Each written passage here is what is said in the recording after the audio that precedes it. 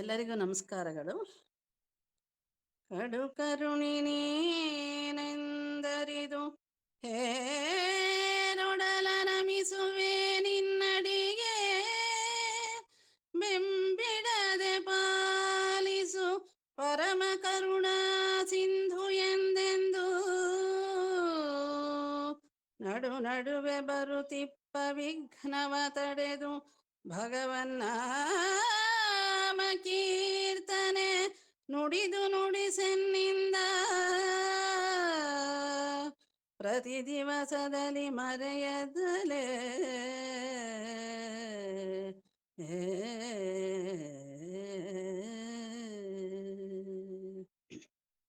ಲಂಬೋದರ ರಕ್ತಾಂಬರಧರ, ಲಂಬೋದರ ರಕ್ತಾಂಬರಧರ, ಅಂಬರಾಧೀಶ್ವರ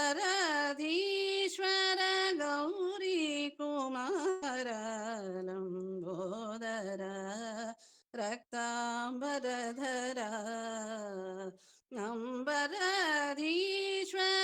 ಗೌರಿ ಕುಮಾರ, ಲಂಬೋದರ ರಕ್ತಾಂಬರಧರ. ಸಿಂಧೂರ ವದನಾರವಿಂದ ಸುಂದರ, ಸಿಂಧೂರ ವದನಾರವಿಂದ ಸುಂದರ, ಸಿಂಧೂರ ವದನಾರವಿಂದ ಸುಂದರ, ವಿಜ್ಞಾನಕಾರ ಶರಚಂದಿರಧೀರ, ವಿಜ್ಞಾನಕಾರ ಶರಚಂದಿರಧೀರ, ಲಂಬೋದರ ರಕ್ತಾಂಬರಧರ.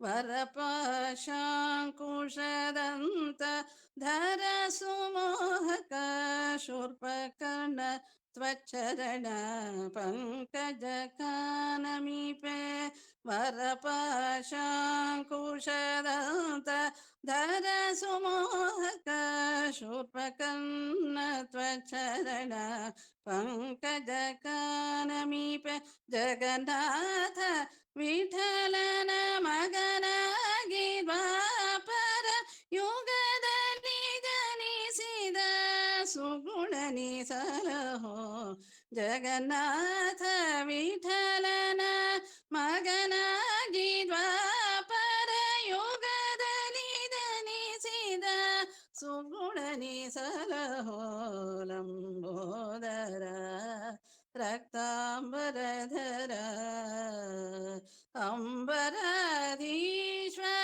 ಗೌರಿ ಕುಮಾರ, ಲಂಬೋದರ ರಕ್ತಾಂಬರಧರ. ಆ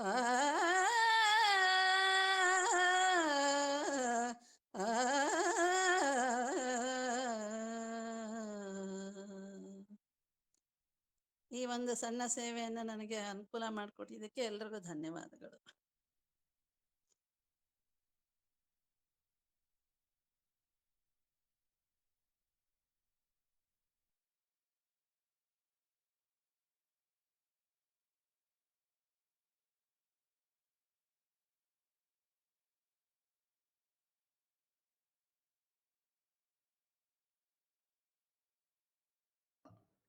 ಎಲ್ಲರಿಗೂ ನಮಸ್ಕಾರ. ಲಂಬೋದರನ ಒಂದು ಸ್ಮರಣೆಯ ಮೂಲಕ ವಿಜಯಶ್ರೀ ಅವರು ಇಂದಿನ ಕಾರ್ಯಕ್ರಮವನ್ನು ಪ್ರಾರಂಭ ಮಾಡಿದ್ದಾರೆ. ಅವರ ಧ್ವನಿ, ಅವರು ಹೇಳೋ ರೀತಿ ಕೇಳಿದ್ರೇನೆ ಹರಿಕಥಾಮೃತ ಸಾರ ಅವ್ರಿಗೆ ಚೆನ್ನಾಗಿ ಮನದಟ್ಟಾಗ್ಬಿಟ್ಟಿದೆ ಅಂತ ನನಗನ್ಸುತ್ತೆ. ಅನೇಕ ಶಿಷ್ಯ ವೃಂದವನ್ನು ಹೊಂದಿರೋ ಅಂಥವರು ಇವತ್ತು ಪ್ರಾರಂಭ ಮಾಡಿದ್ದು ಬಹಳ ಸಂತೋಷ ಆಯಿತು. ಇಂದಿನ ಕಾರ್ಯಕ್ರಮದಲ್ಲಿ ಜಗನ್ನಾಥ ದಾಸರ ಬಗ್ಗೆ ಒಂದೆರಡು ಮಾತುಗಳನ್ನು ಆಡೋಣ ಅಂತ ಅನ್ಕೊಂಡಿದ್ದೀನಿ. ಜಗನ್ನಾಥ ದಾಸರು ನಮಗೆಲ್ಲ ಗೊತ್ತಿರೋ ಹಾಗೆ ಉತ್ತಮ ಸಂಸ್ಕೃತ ಪಂಡಿತರು. ಅವ್ರಿಗೂ ಪೂರ್ವಾಶ್ರಮದಲ್ಲಿ ಶ್ರೀನಿವಾಸ ಅಂತಾನೆ ಹೆಸರು. ಅವರ ತಂದೆ ನರಸಪ್ಪ, ತಾಯಿ ಲಕ್ಷ್ಮೀದೇವಿ ರಾಯಚೂರು ಜಿಲ್ಲೆ ಮಾನ್ವಿ ತಾಲೂಕಿನಲ್ಲಿ 1728ರಲ್ಲಿ ಅವರ ಜನನ. ಶ್ರೀ ರಾಘವೇಂದ್ರ ಸ್ವಾಮಿಗಳ ಮಠದ ಪೀಠಾಧಿಪತಿಗಳಾದ ಶ್ರೀ ವರದೇಂದ್ರರಿಗೆ ವರದೇಂದ್ರ ಪಂಚರತ್ನ ಅಂತ 5 ಶ್ಲೋಕಗಳನ್ನ ವಿವಿಧ ವೃತ್ತಗಳಲ್ಲಿ ಅವರು ರಚಿಸಿ ಹಾಡಿ ಹೇಳಿದರು. ಆಗ ಸ್ವಾಮಿಗಳು ಅವರನ್ನ ಶಿಷ್ಯರಾಗಿ ಒಪ್ಕೊಂಡ್ಬಿಟ್ರು. ಆಮೇಲೆ ಅವರಿಗೆ ಪಾಠವನ್ನ ಹೇಳ್ಕೊಡಕ್ಕೆ ಶುರು ಮಾಡಿದರು. ಇವರು ತತ್ವ ಪ್ರಕಾಶಿಕ, ನ್ಯಾಯಸುಧೆ, ಪೂರ್ವೋತ್ತ ವಿಮರ್ಶಾಶಾಸ್ತ್ರದಲ್ಲಿ ಅಸದೃಶರು ಅಂತ ಅನ್ನಿಸ್ಕೊಂಡಿರುವಂಥ ವ್ಯಕ್ತಿ ನಮ್ಮ ಜಗನ್ನಾಥ ದಾಸರು. ಅವ್ರಿಗೆ ವಿದ್ವತ್ ಬಹಳ ಇತ್ತು.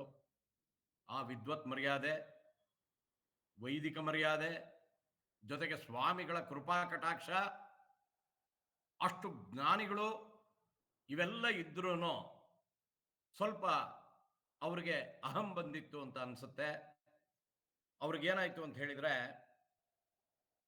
ವಿಜಯದಾಸರು ಬಂದು ನೀವು ಔತಣಕ್ಕೆ ಬರಬೇಕು, ನಮ್ಮ ಜೊತೆ ಭೋಜನಕ್ಕೆ ಬರಬೇಕು ಅಂದಾಗ ಇವರು ಏನು ಹೇಳಲಿಲ್ಲ. ಆಮೇಲೆ ನನಗೆ ಸಮಯವಾಗ್ಬಿಡುತ್ತೆ ಅಂತ ನಾನು ಊಟ ಮಾಡಿಬಿಟ್ಟೆ ಅಂತ ಹೇಳಿ ಭೋಜನವಾಯಿತು ಅಂತ ಹೇಳ್ಬಿಡ್ತಾರೆ. ನನಗೆ ಸ್ವಲ್ಪ ಉದರ ಶೂಲೆ ಇತ್ತು ಅಂತಲೂ ಹೇಳ್ಬಿಡ್ತಾರೆ. ತಕ್ಷಣ ವಿಜಯದಾಸರು ತಥಾಸ್ತು ಅಂದ್ಬಿಟ್ರು. ಇವರು ತಿರುಪತಿ ತಿಮ್ಮಪ್ಪನ ಹತ್ರ ಹೋದ್ರು, ಘಟಿಕಾಚಲದ ಆಂಜನೇಯನ ಹತ್ರ ಹೋದ್ರು, ರಾಘವೇಂದ್ರ ಸ್ವಾಮಿಗಳ ಹತ್ರ ಹೋದ್ರು.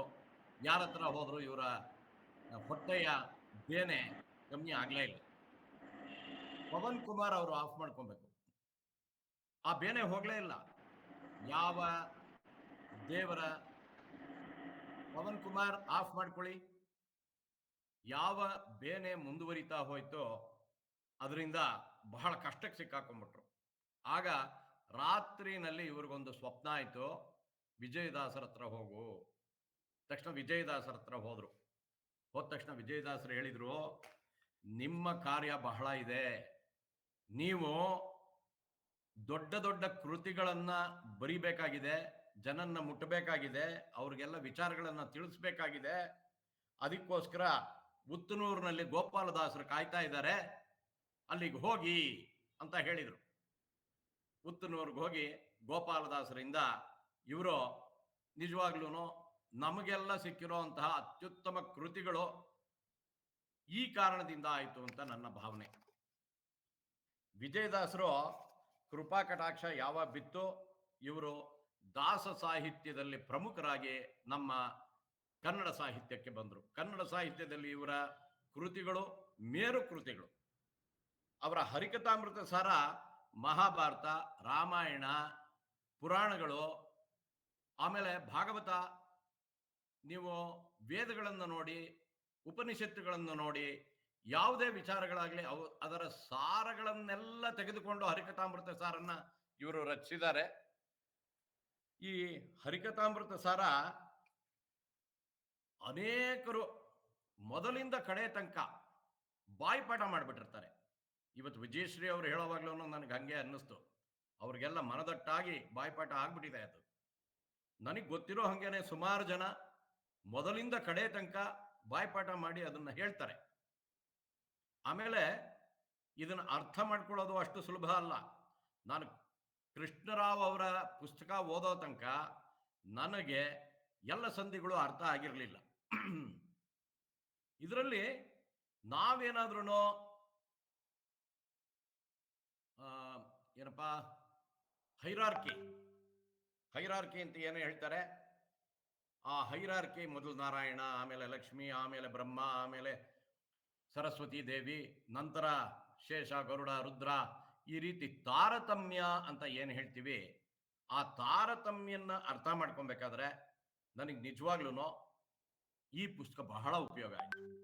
ಇಷ್ಟು ಸರಳವಾಗಿ ನೇರವಾಗಿ ಒಂದೊಂದೇ ಹಂತದಲ್ಲಿ ತಾರತಮ್ಯನ್ನ ವರ್ಣಿಸಿರೋರು ಬಹಳ ಅಪರೂಪ. ಅದನ್ನು ಅರ್ಥ ಮಾಡಿಕೊಂಡು ವರ್ಣಿಸೋದು ಬಹಳ ಕಷ್ಟ. ಇದ್ರ ಜೊತೆಗೆ ನಾವು ದೇವತೆಗಳ ತಾರತಮ್ಯನ ಅರ್ಥ ಮಾಡ್ಕೊಬಹುದು. ದೈತ್ಯರ ತಾರತಮ್ಯ, ಕಲಿ, ನಾವು ಸಂಧ್ಯಾವನ್ನೇ ಮಾಡ್ತಾ ಹೇಳ್ತೀವಿ, ಅಪಸರ್ಪಂತು ಯೇ ಭೂತ ಬಹುಸಂಸ್ಥಿತಾ.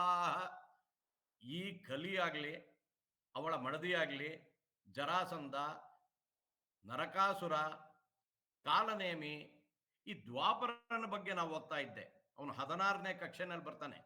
ಅವನು ಶಕುನಿನೇ ದ್ವಾಪರ. ಈ ರೀತಿ ಆ ತಾರತಮ್ಯನ್ನ ಅರ್ಥ ಮಾಡ್ಕೊಬೇಕಾದ್ರಂತೂ ಬಹಳ ಕಷ್ಟ ಆಗತ್ತೆ. ಹಿರಣ್ಯಾಕ್ಷ, ಹಿರಣ್ಯಕಶಿಪು ಮೇಲ್ ಬರೋಲ್ಲ, ಯಾಕಂದ್ರೆ ಅವ್ರಿಗೆ ಜಯ ವಿಜಯರ ಅಂಶಗಳಿದೆ. ಅದರಿಂದ ಮೊದಲು ಕಲಿ ಬರ್ತಾನೆ, ಅವ್ರ ಮಡದಿ ಬರ್ತಾಳೆ, ಜರಾಸಂಧ ಬರ್ತಾನೆ, ನರಕಾಸುರ ಬರ್ತಾನೆ, ಕಾಲನೇಮ ಬರ್ತಾನೆ, ಈ ರೀತಿ ಹೋಗ್ತಾ ಹೋಗುತ್ತೆ. ಇದನ್ನ ಅರ್ಥ ಮಾಡ್ಕೊಬೇಕಾದ್ರೆ ನನಗೆ ಹರಿಕಥಾಮೃತ ಸಾರ ಬಹಳ ಉಪಯೋಗ ಆಯಿತು. ಇನ್ನೊಂದು, ಬಿಂಬ ಪರೋಕ್ಷ ಸಂಧಿನಲ್ಲಿ ಬರುವಂತ ಬಿಂಬೋಪಾಸನೆ, ಬಿಂಬ ಪ್ರಕಟಣೆ, ಬಿಂಬ ಪ್ರತಿಬಿಂಬ ಬಹಳ ಎತ್ತರ ಮಟ್ಟದ್ದು, ತಕ್ಷಣಕ್ಕೆ ಅರ್ಥ ಆಗುವಂತ ವಿಚಾರಗಳಲ್ಲ ಇದು. ಜೊತೆಗೆ ರಾಯರ ಮಠದಲ್ಲಿ 2 ವರ್ಷದಿಂದ ಹರಿಕಥಾಮೃತ ಸಾರದ ಬಗ್ಗೆ ಒಂದು ಪರೀಕ್ಷೆ, ಚರ್ಚೆ, ಅದರ ಬಗ್ಗೆನೇ ನಾಟ್ಯಗಳು, ನೃತ್ಯ ಎಲ್ಲ ಜಯನಗರದಲ್ಲಿ ನಡೀತಾ ಇದೆ. ಅದರಲ್ಲಿ ನನ್ನ ಮಡದಿನೂ ಭಾಗವಹಿಸಿದ್ಲು. ಆದರೆ ಅದು ಬರೀ ಮಹಿಳೆಯರಿಗೆ ಈ ಕಾರ್ಯಕ್ರಮ ಇತ್ತು. ಅದರಲ್ಲಿ ಸಿಂಗಪುರದಿಂದ ನಮ್ಮ ಸಂಬಂಧಿಕರೇ ಅವರು ಬಂದಿದ್ರು. ಆ ಹುಡುಗಿಯನ್ನೋ ಹೆಂಗಸನ್ನೋ ಗೊತ್ತಿಲ್ಲ, ಅವ್ರಿಗೆ 60ಕ್ಕೆ 60, ಅಂದರೆ ಹರಿಕಥಾಮೃತ ಸಾರದ ಯಾವುದೇ ಒಂದು ಸಾಲನ್ನ ತೆಗೆದುಕೊಂಡು ಅದರ ಬಗ್ಗೆ ಪ್ರಶ್ನೆ ಕೇಳಿದರೂ ಎಲ್ಲವನ್ನೂ ಕರೆಕ್ಟಾಗಿ, ಎಲ್ಲವನ್ನೂ ಸರಿಯಾಗಿ ಉತ್ತರ ಕೊಡುವಂತ ಜನ ಇದ್ದಾರೆ. ಹರಿಕಥಾಮೃತ ಸಾರ ಓದೋದೇ ಕಷ್ಟ, ಅದನ್ನು ಅರ್ಥ ಮಾಡ್ಕೊಳ್ಳೋದು ಕಷ್ಟ, ಅದನ್ನು ಜೀರ್ಣಿಸ್ಕೊಂಡು 60 ಪ್ರಶ್ನೆಗೆ 60 ಸರಿಯಾದ ಉತ್ತರ ಕೊಡುವಂತ ಜನ ಇದ್ದಾರೆ ಅಂದ್ರೆ ಹರಿಕಥಾಮೃತ ಸಾರ ಎಷ್ಟು ದೊಡ್ಡದು, ಎಷ್ಟು ಆಸಕ್ತಿಯಿಂದ ಜನ ಓದ್ತಾರೆ ಅಂತ ಗೊತ್ತಾಗುತ್ತೆ. ಇಂಥ ದೊಡ್ಡ ಗ್ರಂಥನ್ನ ಯಾರಾದರೂ ಪರಿಚಯ ಮಾಡಬೇಕು ಅಂತ ಹೇಳಿದ್ರೆ ಬಹಳ ಕಠಿಣವಾದ ವಿಚಾರ. ಇದಕ್ಕೆ ಯಾರು ಸೂಕ್ತ ಅಂತ ನಾನು ಬಹಳ ಕಷ್ಟಪಡ್ತಾ ಇದ್ದೆ. 3-4 ತಿಂಗಳಿಂದ ನಾನು ಕಾದೆ. ಭಾರತಿ ಅವರು, ನಾನು ಅವರನ್ನ ಭಾರತೀ ದೇವಿ ಅಂತಾನೆ ಕರೆಯೋದು. ನಿಜವಾದ ಭಾರತೀ ದೇವಿ ಅವರು ವಾಯುವಿನ ಪತ್ನಿ. ಬಹಳ 5ನೇ ಕಕ್ಷೆನಲ್ಲಿರುವಂತ, ಅಲ್ಲ 4ನೇ ಕಕ್ಷೆನಲ್ಲಿರುವಂತ ಸರಸ್ವತಿ ಭಾರತೀ ದೇವಿ ಈ ಮಟ್ಟದ್ದು ಅಂತ ಹೆಸರನ್ನ ಅವ್ರು ಇಟ್ಕೊಂಡಿದ್ದಾರೆ. ಅವ್ರ ಬಗ್ಗೆ ನನಗೆ ಬಹಳ ಗೌರವ. ನಗುತ್ತಾ ನಲಿ ಬಾಳು ಒಂದು ವಾಟ್ಸಪ್ ಗುಂಪಿನಲ್ಲಿ ಅವರ ಪರಿಚಯ ಆಯಿತು ನನಗೆ ಒಂದು 7-8 ವರ್ಷದ ಹಿಂದೆ. ಅವ್ರ ಬಗ್ಗೆ ನನಗೆ ಬಹಳ ಗೌರವ ಇದೆ. ಅದಕ್ಕೆ ಅವರೇ ಸರಿಯಾದವರು ಅಂತ ಯೋಚನೆ ಮಾಡಿದೆ. ಅದ್ರ ಜೊತೆಗೆ ದಾಸ ಸಾಹಿತ್ಯದಲ್ಲಿ ಹರಿಕಥಾಮೃತ ಸಾರ, ಭಗವದ್ಗೀತೆ, ಭಾಗವತ, ಅಷ್ಟಾಂಗ ಯೋಗ ಇವುಗಳ ಬಗ್ಗೆ ಪರೀಕ್ಷೆಗಳನ್ನ ಕಟ್ಟಿ ಅದರಲ್ಲಿ ಉತ್ತೀರ್ಣರಾಗಿದ್ದಾರೆ. ದೇವಸಿರಿ, ಕಾವ್ಯಧರಿ ಅಂತ ಒಂದು ಸ್ವರಚಿತ ಕವನಗಳ ಸಂಗ್ರಹನ್ನ ಇವರು ಮಾಡಿದ್ದಾರೆ, ಪ್ರಕಟಿಸಿದ್ದಾರೆ. 2023ನೇ ಅಖಿಲ ವಿಪ್ರ ಮಹಿಳಾ ಸಮ್ಮೇಳನದಲ್ಲಿ ಅಭಿಜಾತೆ ಅಂತ ಇವರಿಗೆ ಪ್ರಶಸ್ತಿ ನೀಡಲಾಗಿದೆ. ಇಂಥವರು ನಮ್ಮ ಹರಿಕಥಾಮೃತ ಸಾರದ ಬಗ್ಗೆ ತಿಳಿಸ್ಬೇಕು, ಅದರಿಂದ ನಮಗೆ ಸಂತೋಷ ಆಗುತ್ತೆ ಅಂತ ನನಗೆ ಬಹಳ ಸಂತೋಷ ಆಗ್ತಾ ಇದೆ ಇವತ್ತು ಅವ್ರು ಬಂದಿರೋದು. ಇವರು ಉಡುಪಿ ಬಗ್ಗೆ ಒಂದು ವಿಚಾರನ ಬರೆದಿದ್ರು, ಅದನ್ನು ನಾವು ಓದ್ದೆ. ಮಧ್ವ ಫಿಲಾಸಫಿ ಬಗ್ಗೆ ಇಷ್ಟು ಆಳವಾದ ಅಧ್ಯಯನ ಅವರಿಗಿದೆ, ಇಲ್ಲದಿದ್ದರೆ ಉಡುಪಿಯ ಬಗ್ಗೆ ಆ ರೀತಿ ಬರೆಯಕ್ಕಾಗಲ್ಲ. ಉಡುಪಿ ಬಗ್ಗೆ ಬರಿಬೇಕಾದ್ರೆ ಮಧ್ವಾಚಾರ್ಯರ ಸ್ಥಾನ, ಅದನ್ನ ತುಂಬಾ ಉತ್ತಮವಾಗಿ ಬರೆದಿದ್ದಾರೆ. ಆಮೇಲೆ ಕನ್ನಡದಲ್ಲಿ MA ಮಾಡಿ ಜ್ಯೋತಿಷ್ ಶಾಸ್ತ್ರದಲ್ಲಿ PhD ತಗೊಂಡಿದ್ದಾರೆ. ಚಂದ್ರಮಾ ಮನಾಸೋ ಜಾತ. ಈ ಚಂದ್ರಮಾ ಮನಾಸೋ ಜಾತ ಅಂದ ತಕ್ಷಣ ನನಗೆ ಪುರುಷ ಸೂಕ್ತ ನೆನಪಿಗೆ ಬಂದ್ಬಿಡುತ್ತೆ. ಚಂದ್ರಮಾ ಮನಾಸೋ ಜಾತ ಚಕ್ಷೋ ಸೂರ್ಯೋಜಾಯತ ಮುಖಾದಿಂದ್ರಶ್ಚ ಅಗ್ನಿಶ್ಚ ಪ್ರಾಣದ್ವಾಯುರಾಜಾಯತ. ಈ ದೊಡ್ಡ ಸಂಸ್ಕೃತ ಸಾಲಗಳನ್ನ ತಗೊಂಡು ಜ್ಯೋತಿಷ್ ಶಾಸ್ತ್ರದ ಬಗ್ಗೆ ಬರೆದು PhD ತಗೊಂಡಿದ್ದಾರೆ ಇವರು. ಜ್ಯೋತಿಷ್ ಶಾಸ್ತ್ರದ ಬಗ್ಗೆ ಇವರು ಅನೇಕ ಲೇಖನಗಳನ್ನು ಬರೆದಿದ್ದಾರೆ. ಇವರು ಬಹಳ ಮೊದಲು ಯಾವ ಯಾವ ರಾಶಿಗಳು, ಯಾವ ಯಾವ ನಕ್ಷತ್ರಗಳು ನಮಗಿದೆಯೋ ನಮಗೆ ಯಾವ ಆಹಾರ ಸೂಕ್ತ ಅಂತ ಜ್ಯೋತಿಷ್ ಶಾಸ್ತ್ರದಲ್ಲಿ ಬರೆದಿದ್ರು. ಈ ಡೆಪ್ತ್ ಅನ್ನೋದು, ಆಳ ಅನ್ನೋದು ಎಷ್ಟಿರುತ್ತೆ ಅಂದ್ರೆ, ಇವಾಗ ಜ್ಯೋತಿಷ್ ಶಾಸ್ತ್ರದಲ್ಲಿ ನಾವು ಯಾವ ಆಹಾರ ತಗೊಬೇಕು ಅನ್ನೋದಿದೆ ಅನ್ನೋದೇ ಗೊತ್ತಿರಲಿಲ್ಲ ನಂಗೆ. ಇವರ ಒಂದು ಲೇಖನ ಓದಿದ ಮೇಲೆ ನನಗೆ ಅದರ ವಿಚಾರ ಗೊತ್ತಾಯ್ತು. ಅಂಥ ದೊಡ್ಡ ದೊಡ್ಡ ವಿಚಾರಗಳನ್ನ, ಆಳವಾದ ವಿಚಾರಗಳನ್ನ ಇವರು ಅನೇಕ ಪತ್ರಿಕೆಗಳಲ್ಲಿ ಬರೆದಿದ್ದಾರೆ, ಭಾಷಣಗಳನ್ನ ನೀಡಿದ್ದಾರೆ. ಅದರಿಂದ ಇವರೇ ಸರಿ ಅಂತ ನನಗನ್ನಿಸ್ತು. ದಾಸ ಸಾಹಿತ್ಯದಲ್ಲಿ ಇವರಿಗೆ ವಿಶೇಷವಾದ ಆಸಕ್ತಿ. ಇವರ ಪತಿದೇವರು ಪ್ರೊಫೆಸರ್ ರವೀಂದ್ರ ಅವರು, ಮಗಾನು IT ನಲ್ಲಿದ್ದಾನೆ, ತುಂಬಾ ಉತ್ತಮವಾದ ಏನೋ ವಿದ್ಯಾರ್ಥಿ. ತಂದೆ ಹೆಸರು ಜಯತೀರ್ಥ ಅಂತ. ಇವರು ಜಯತೀರ್ಥ ಅವರು ನಮ್ಮ ಮಾವನಿಗೆ ಸ್ನೇಹಿತರಂತೆ. ಮುಂದಿನ ತಿಂಗಳು ಅವರಿಗೆ 80 ವರ್ಷ ಆಗುತ್ತೆ. ಇವರು ಚಂದ್ರಮಾ ಮನಸೋ ಹೇಳಿದಾರಲ್ಲ, ಸಹಸ್ರ ಚಂದ್ರ ದರ್ಶನ ಅಂತಾರೆ 80 ವರ್ಷಕ್ಕೆ. ಅವರು ಅದನ್ನ ಆಚರಿಸ್ತಾ ಇದ್ದಾರೆ. ಇಂಥ ಭಾರತೀಯವರು ನಮಗಿವತ್ತು ಸಿಕ್ಕು ಇವತ್ತು ಭಾಷಣ ಮಾಡ್ತಾ ಇದ್ದಾರೆ ಅಂತ ಹೇಳಿದ್ರೆ ನನಗೆ ಬಹಳ ಸಂತೋಷ ಆಗತ್ತೆ. ಅವ್ರ ಜೊತೆ ಈ ಹರಿಕಥಾಮೃತ ಸಾರದಲ್ಲಿ ಬರುವಂತಹ ಸಾಲುಗಳನ್ನ ಹಾಡುಗಾರಿಕೆಯಲ್ಲಿ ಹೇಳಕ್ಕೆ ಇವತ್ತು ತಮ್ಮ ಸುಮಧುರ ಕಂಠದೊಳಗೆ ಶ್ರೀಮತಿ ರೇಖಾ ಸಮಾನ ಮನಸ್ಕರು ಗುಂಪಿನಿಂದಾನೆ ಬಂದವರವರು. ಇವರು ವಾಣಿಜ್ಯ ಶಾಸ್ತ್ರದಲ್ಲಿ ಸ್ನಾತಕೋತ್ತರ ಪದವಿ ಪಡೆದಿದ್ದಾರೆ. ವಿವಿಧ ಕಂಪನಿಗಳಲ್ಲಿ 25 ವರ್ಷ ಅವರು ಸೇವೆ ಸಲ್ಲಿಸಿದ್ದಾರೆ. ಇವ್ರ ಚುರುಕು ಮಾತು ಹೇಗಿತ್ತು ಅಂದ್ರೆ, RJ ಆಗಿದ್ರು, ಆಕಾಶವಾಣಿ FM ನಲ್ಲಿ ಅವರು ಹಾಡುಗಳನ್ನು ಹೇಳಿದ್ದಾರೆ. ಇವರ ಹವ್ಯಾಸ ಸಂಗೀತ, ಓದು, ಪ್ರವಾಸ ಮತ್ತು ಹೊಸ ಹೊಸ ಜನರೊಡನೆ ಬೆರೆಯೋದು. ಇವತ್ತು ಭಾರತೀ ದೇವಿಯವರು ಹರಿಕಥಾಮೃತ ಸಾರದ ಬಗ್ಗೆ ನಮ್ಮೊಡನೆ ಕೆಲವು ವಿಚಾರಗಳನ್ನ ಹಂಚ್ಕೊಬೇಕು ಅಂತ ಪ್ರಾರ್ಥಿಸ್ತಾ ನನ್ನ ಮಾತುಗಳನ್ನು ಮುಗಿಸ್ತೇನೆ. ನಮಸ್ಕಾರ.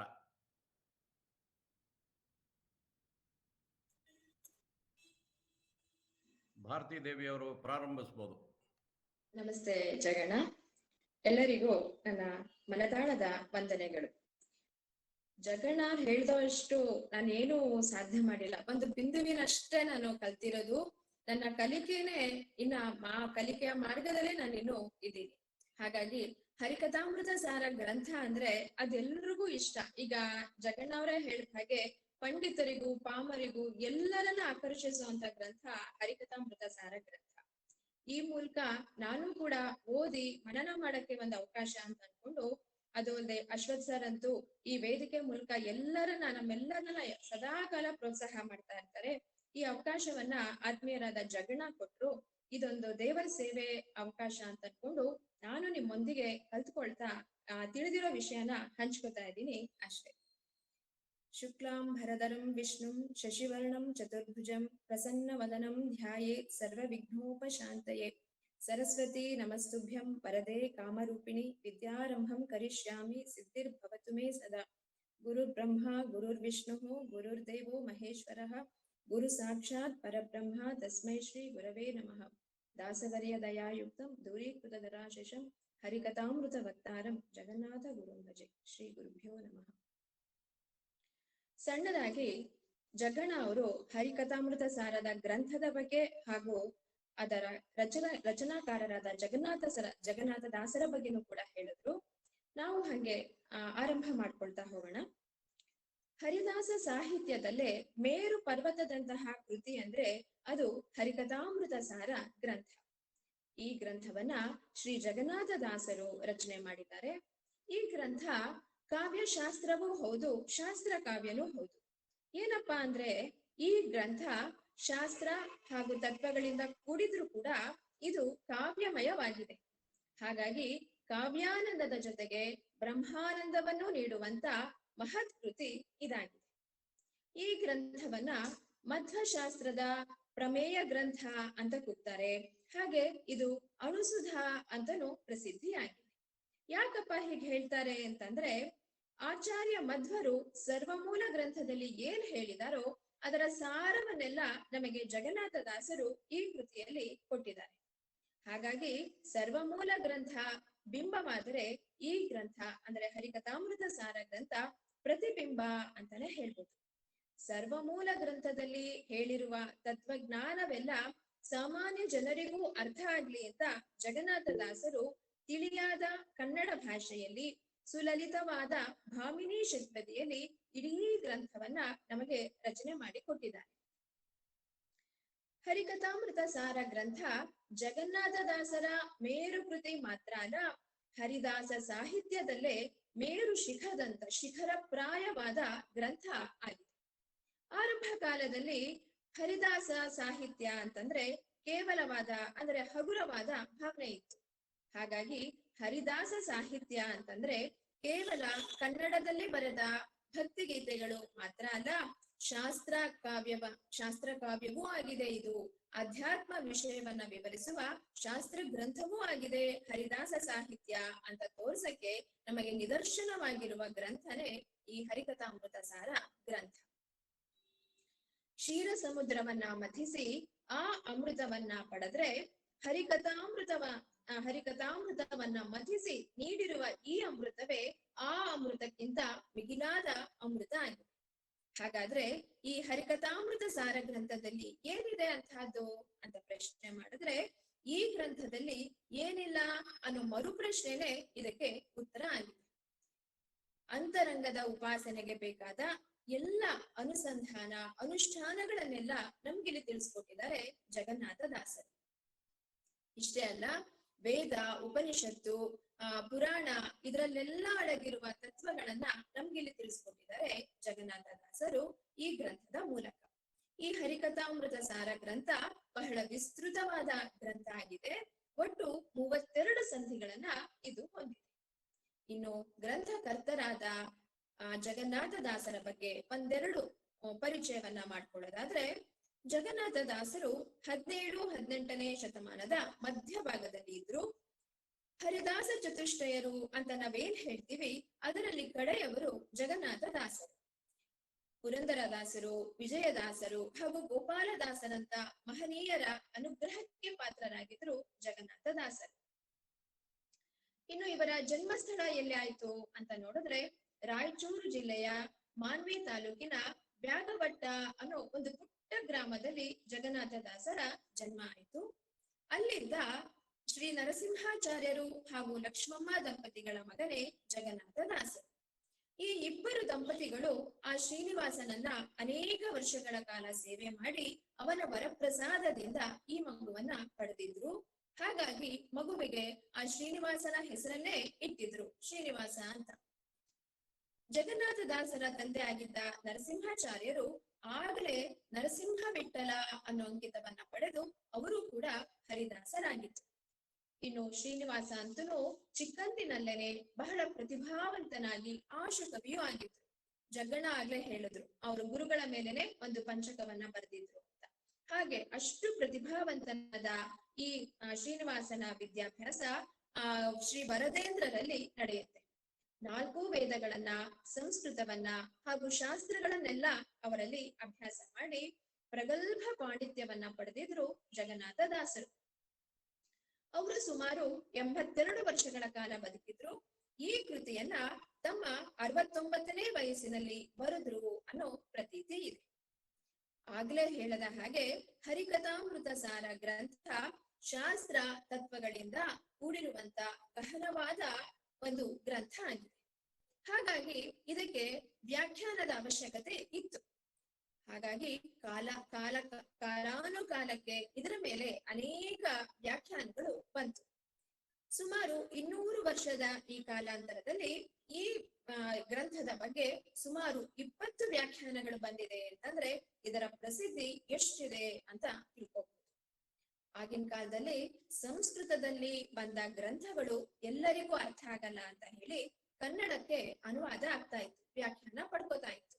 ಆದ್ರೆ ಮೊದಲ ಬಾರಿಗೆ ಕನ್ನಡ ಗ್ರಂಥ ಒಂದು ಸಂಸ್ಕೃತಕ್ಕೆ ವ್ಯಾಖ್ಯಾನಗೊಂಡು ಈ ಇತಿಹಾಸವನ್ನ ಸೃಷ್ಟಿ ಮಾಡಿದ್ದು ಹರಿಕಥಾಮೃತ ಸಾರ ಗ್ರಂಥ. ಕನ್ನಡದ ಒಂದು ಗ್ರಂಥ ಮೊದಲ ಬಾರಿಗೆ ಸಂಸ್ಕೃತದಲ್ಲಿ 3 ವ್ಯಾಖ್ಯಾನಗಳನ್ನ ಪಡೆದ ಹೆಗ್ಗಳಿಕೆ ಈ ನಮ್ಮ ಹರಿಕಥಾಮೃತ ಸಾರ ಗ್ರಂಥಕ್ಕೆ ಇದೆ. ಆಗಿನ ಪಂಡಿತ ವಲಯದಲ್ಲಿ ಇದ್ದ ಹಾಗೆ ಸಂಸ್ಕೃತವನ್ನ ತಿಳಿದವರು ಕನ್ನಡದಲ್ಲಿ ಪದ್ಯಗಳನ್ನ ರಚಿಸೋದು ಅಂದ್ರೆ ಒಂದು ಅವಮಾನದ ಸಂಗತಿ ಅಂತಾನೆ ತಿಳ್ಕೊಂಡಿದ್ರು. ಜಗನ್ನಾಥದಾಸರಿಗೂ ಕೂಡ ಆರಂಭದಲ್ಲಿ ಇದೇ ಭಾವನೆ ಇತ್ತು. ಆದ್ರೆ ಯಾವಾಗ ಅವರು ದಾಸ ದೀಕ್ಷೆಯನ್ನ ತಗೊಂಡ್ರೋ ನಂತರ ಅವರು ಎಲ್ಲವನ್ನ ಕನ್ನಡದಲ್ಲೇ ಬರೆದ್ರು ಹೊರತು ಸಂಸ್ಕೃತದಲ್ಲಿ ಎಲ್ಲೂ ಜಗನ್ನಾಥ ದಾಸರು ಕನ್ನಡದಲ್ಲಿ ಪದ ಪದ್ಯಗಳು ಸುಳಾದಿಗಳನ್ನೆಲ್ಲ ರಚನೆ ಮಾಡಿದ್ರು. ಎಲ್ಲವೂ ಬಹಳ ಪ್ರೌಢವಾಗಿದೆ. ಆದ್ರೆ ಅವುಗಳಲ್ಲೆಲ್ಲ ತುಂಬಾ ಪ್ರಸಿದ್ಧಿಯಾದ ಗ್ರಂಥ ಅಂದ್ರೆ ಈ ಹರಿಕಥಾಮೃತ ಸಾರ ಗ್ರಂಥ. ಬಹುಶಃ ಇದನ್ನ ಮೀರಿಸುವಂತ ಗ್ರಂಥ ಮುಂದೆಯೂ ರಚನೆ ಆಗ್ಲಿಲ್ಲ, ಹಿಂದೆಯೂ ಈ ರೀತಿಯ ಗ್ರಂಥ ಇರ್ಲಿಲ್ಲ ಅಂತಾನೆ ಹೇಳ್ಬೋದು. ಹೀಗೆ ಶಾಸ್ತ್ರ ತತ್ವಗಳಿಂದ ಕೂಡಿದ ಅಪೂರ್ವ ಗ್ರಂಥ ಇದಾಗಿದೆ. ಆಗ್ಲೇ ಹೇಳಿದ ಹಾಗೆ ಇದು ಬಹಳ ವಿಸ್ತೃತವಾದ ಗ್ರಂಥ ಆಗಿದೆ. ಒಟ್ಟು 32 ಸಂಧಿಗಳಿಂದ ಕೂಡಿದೆ ಹರಿಕಥಾಮೃತ ಸಾರ ಗ್ರಂಥ. ಕಡೆಯದಾದ 32ನೇ ಸಂಧಿ ಫಲಸ್ತುತಿ ಆಗಿದೆ. ಈ ಫಲಸ್ತುತಿನ ಯಾರು ಬರೆದಿದ್ದಾರೆ ಅಂತಂದ್ರೆ ಜಗನ್ನಾಥ ದಾಸರ ಶಿಷ್ಯರಾದ ದಾಸರು ಇದಕ್ಕೆ ಫಲಸ್ತುತಿಯನ್ನ ಬರೆದಿದ್ದಾರೆ.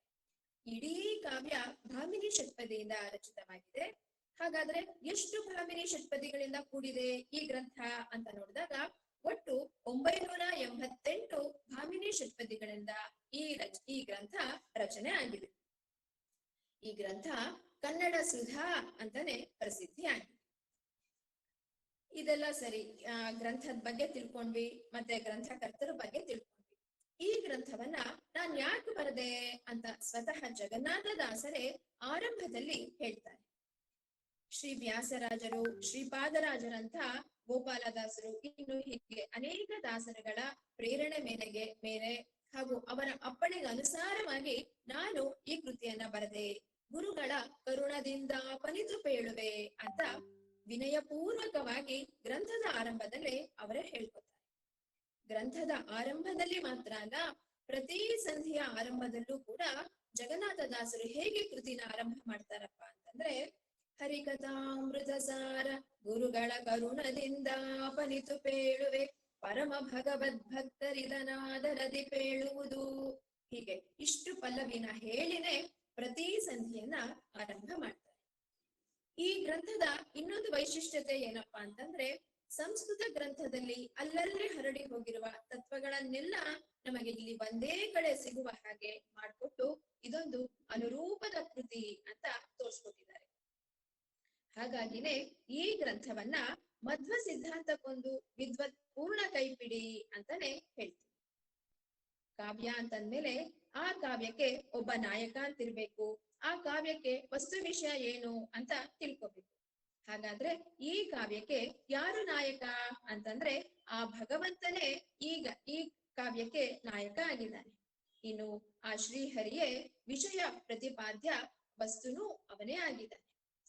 ಇನ್ನ ಇದನ್ನ ಕೇಳಕ್ಕೆ ಯಾರು ಅರ್ಹರು ಅಂತಂದ್ರೆ ಆದರದಿಂದ ಕೇಳುವ ಎಲ್ಲ ಭಕ್ತರು ಇದನ್ನ ಕೇಳಕ್ಕೆ ಅರ್ಹರಾಗಿದ್ದಾರೆ ಅಂತ. ಹರಿಕಥಾಮೃತ ಸಾರ ಗ್ರಂಥ ಆಗ್ಲೇ ಹೇಳಿದಾಗೆ ಬಹಳ ವಿಸ್ತೃತವಾದ, ಕ್ಲಿಷ್ಟವಾದ, ಅಷ್ಟು ಸುಲಭಕ್ಕೆ ಅರ್ಥವಾಗುವ ಗ್ರಂಥ ಆಗಿಲ್ಲ. ಒಂದೊಂದು ಸಂಧಿಯನ್ನು, ಒಂದೊಂದು ಚರಣವನ್ನು ಕೂಡ ನಾವು ಬಹಳ ಆಳವಾಗಿ ಅಭ್ಯಾಸ ಮಾಡ್ಬೇಕು ಅಂದ್ರೆ ವ್ಯಾಖ್ಯಾನವನ್ನ ನೋಡಿ ಎಲ್ಲ ಮಾಡಿ ಅರ್ಥ ಮಾಡ್ಕೋಬೇಕು. ಆದ್ರೆ ಇದು ಒಂದು ಪರಿಚಯಾತ್ಮಕ ಕಾರ್ಯಕ್ರಮ ಆಗಿರೋದ್ರಿಂದ ಹರಿಕಥಾಮೃತ ಸಾರದ ಒಂದು ಸಣ್ಣ ಮುನ್ನೋಟವನ್ನಷ್ಟೇ ನಾವಿದಿನ ನೋಡ್ತಾ ಇದ್ದೀವಿ. ಈಗ ಗ್ರಂಥಕ್ಕೆ ಪ್ರವೇಶ ಮಾಡೋಣ. ಮಂಗಳಾಚರಣ ಸಂಧಿಯಿಂದ ಈ ಗ್ರಂಥ ಆರಂಭ ಆಗತ್ತೆ. ಹೇಗೆ ಆರಂಭ ಆಗತ್ತೆ, ಯಾವ ಪದ್ಯದ ಮೂಲಕ ಅನ್ನೋದನ್ನ ಈಗ ಗೆಳತಿ ರೇಖಾ ಅವರು ನಮ್ಗೆಲ್ಲ ಹಾಡಿ ತೋರಿಸ್ತಾರೆ. ಧನ್ಯವಾದ ಭಾರತಿ. ಮಂಗಳಾಚರಣ ಸಂಧಿಯಿಂದ ಆರಂಭವಾಗಿರುವಂತಹ ಒಂದು ಶ್ಲೋಕ. ಹರಿಕಥಾಮೃತ ಸಾರ ಗುರುಗಳ ಕರುಣದಿಂದ ಪನಿತು ಪೇಳುವೆ ಪರಮ ಭಗವದ್ ಭಕ್ತನಿದನಾದರದಿ ಕೇಳುವುದು, ಆದರದಿ ಕೇಳುವುದು. ಶ್ರೀರಮಣಿಕರ ಕಮಲ ಪೂಜಿತ ಚಾರು ಚರಣ ಸರೋಜ ಬ್ರಹ್ಮ ಸಮೀರವಾಣಿ ಫಣೀಂದ್ರವೀಂದ್ರ ಭವೇಂದ್ರ ಮುಖ ವಿನುತ ನೀರಜ ಭವಾಂಡೋದಯ ಸ್ಥಿತಿ ಕಾರಣನೆ ಕೈವಲ್ಯದಾಯಕ ನಾರಸಿಂಹನೆ ನಮಿಪೆ ಕರುಣಿಸುದೆ ಮಗೆ ಮಂಗಳವಾ, ಕರುಣಿಪುದೆ ಮಗೆ ಮಂಗಳವಾ. ಧನ್ಯವಾದ ರೇಖಾ, ಬಹಳ ಸೊಗಸಾಗಿ ಹಾಡಿ ಕಾರ್ಯಕ್ರಮಕ್ಕೆ ಚಾಲನೆ ಕೊಟ್ರಿ. ಆಗ್ಲೇ ಹೇಳಿದ ಹಾಗೆ ದಾಸರು ಪಲ್ಲವಿಯಲ್ಲಿ ಗುರುಗಳ ಕರುಣದಿಂದ ಪನಿತು ಪೇಳುವೆ ಅಂತ ಹೇಳ್ತಾ ಎಲ್ಲಕ್ಕೂ ಗುರುವೇ ಪ್ರೇರಕ, ಗುರುಪದೇಶವೇ ತಾರಕ, ಗುರುವಿನಿಂದ ಪಡೆದ ಜ್ಞಾನವೇ ಪರಗತಿಗೆ ಸಾಧಕ ಅಂತ ತಿಳಿಸ್ಕೊಟ್ಟಿದ್ದಾರೆ ಪಲ್ಲವಿಯಲ್ಲಿ. ಇನ್ನು ಮೊದಲನೇ ಪದ್ಯದಲ್ಲಿ ದಾಸರು ನರಸಿಂಹನ ಸ್ತುತಿಯನ್ನ ಮಾಡ್ತಾ ಇದ್ದಾರೆ. ಆ ನರಸಿಂಹ ದೇವರನ್ನ ಯಾರೆಲ್ಲ ವಿಶೇಷವಾಗಿ ವಂದಿಸ್ತಾ ಇದ್ದಾರೆ, ಅವನನ್ನ ಸ್ತುತಿ ಮಾಡ್ತಾ ಇದ್ದಾರೆ ಅಂತ ಹೇಳ್ತಾರೆ. ಆ ಶ್ರೀಹರಿಯನ್ನ ಮಹಾಲಕ್ಷ್ಮಿ, ಬ್ರಹ್ಮ, ರುದ್ರಾದಿ ದೇವತೆಗಳೆಲ್ಲರೂ ಅವನಿಗೆ ವಂದಿಸ್ತಾ ಇದ್ದಾರೆ ಹಾಗೂ ಅವನ್ನ ಸ್ತುತಿ ಮಾಡ್ತಾ ಇದ್ದಾರೆ. ಇಷ್ಟೇ ಅಲ್ಲ, ಈ ಬ್ರಹ್ಮಾಂಡದ ಸೃಷ್ಟಿಯಾದಿಗಳಿಗೆ ಕಾರಣಕರ್ತನು ಆ ಭಗವಂತನೇ ಆಗಿದ್ದಾನೆ ಹಾಗೂ ಮೋಕ್ಷದಾಯಕನೂ ಕೂಡ ಆ ಶ್ರೀಹರಿಯೇ ಆಗಿದ್ದಾನೆ. ಇಂತಹ ಕರುಣಾಳುವಾದ ಮಹಿಮೆಯುಳ್ಳ ಭಗವಂತನೇ, ನೀನು ನಮಗೆಲ್ಲರಿಗೂ ಸಹ ಮಂಗಳವನ್ನ ಉಂಟು ಮಾಡು ಅಂತ ಮೊದಲು ಆ ನರಸಿಂಹನ ಪ್ರಾರ್ಥನೆಯನ್ನ ಮಾಡ್ತಾ ಇದ್ದಾರೆ. ಮಂಗಳಾಚರಣ ಸಂಧಿಯಲ್ಲಿ ಒಟ್ಟು 13 ಪದ್ಯಗಳಿವೆ. ಪ್ರತಿಯೊಂದು ಪದ್ಯಗಳಲ್ಲೂ ಶ್ರೀಹರಿ, ಮಹಾಲಕ್ಷ್ಮಿ, ಬ್ರಹ್ಮ, ವಾಯು, ಭಾರತೀ ದೇವಿ ಹಾಗೂ ಸರಸ್ವತಿಯರಿಗೆ ಮೊದಲು ನಮಸ್ಕಾರ ಮಾಡಿ, ನಂತರ ವೇದವ್ಯಾಸರು, ಆಚಾರ್ಯರು, ರುದ್ರದೇವರು ಹಾಗೂ ಇಂದ್ರಾದಿ ದೇವತೆಗಳನ್ನ ವಂದಿಸಿ, ಪದ್ಮನಾಭ ತೀರ್ಥರೇ ಮೊದಲಾದ ಯತಿಗಳನ್ನು ಮತ್ತು ದಾಸವರ್ಗದವರೆಗೆ ತಾರತಮ್ಯದ ಅನುಸಾರವಾಗಿ ಎಲ್ಲರಿಗೂ ವಂದನೆಯನ್ನ ಮಾಡ್ತಾ ಇದ್ದಾರೆ, ಎಲ್ಲರನ್ನ ಸ್ತೋತ್ರ ಮಾಡ್ತಾ ಇದ್ದಾರೆ. ಹೀಗೆ 12 ಪದ್ಯಗಳಲ್ಲಿ ಇವರೆಲ್ಲರನ್ನ ಸ್ತುತಿಸಿದ ನಂತರ ಕಡೆಯ ಪದ್ಯ 13ನೇ ಪದ್ಯ. ಆ 13ನೇ ಪದ್ಯದಲ್ಲಿ ಭಗವಂತ ನಮ್ಮೊಳಗೆ ಎಲ್ಲರೊಳಗೂ ಇದ್ದು ಹೇಗೆ ವ್ಯಾಪಾರ ಮಾಡ್ತಾನೆ ಅನ್ನೋದನ್ನ 2 ದೃಷ್ಟಾಂತಗಳ ಮೂಲಕ ತೋರಿಸ್ತಾ ಇದ್ದಾರೆ. ಆ ಪದ್ಯವನ್ನ ಈಗ ನೋಡೋಣ. ಪರಿಮಳವು ಸುಮನದೊಳಗಳಲನು ಅರಣಿಯೊಳಗಿಪ್ಪಂತೆ ದಾಮೋದರನು ಬ್ರಹ್ಮಾದಿಗಳ ಮನದಲ್ಲಿ ತೋರದಲೇ ಇರುತಿಹ ಜಗನ್ನಾಥ ವಿಠಲನ ಕರುಣ ಪಡೆವ ಮುಮುಕ್ಷು ಜೀವರು ಪರಮ ಭಾಗವತರನ್ನು ಕೊಂಡಾಡುವುದು ಪ್ರತಿದಿನವೂ.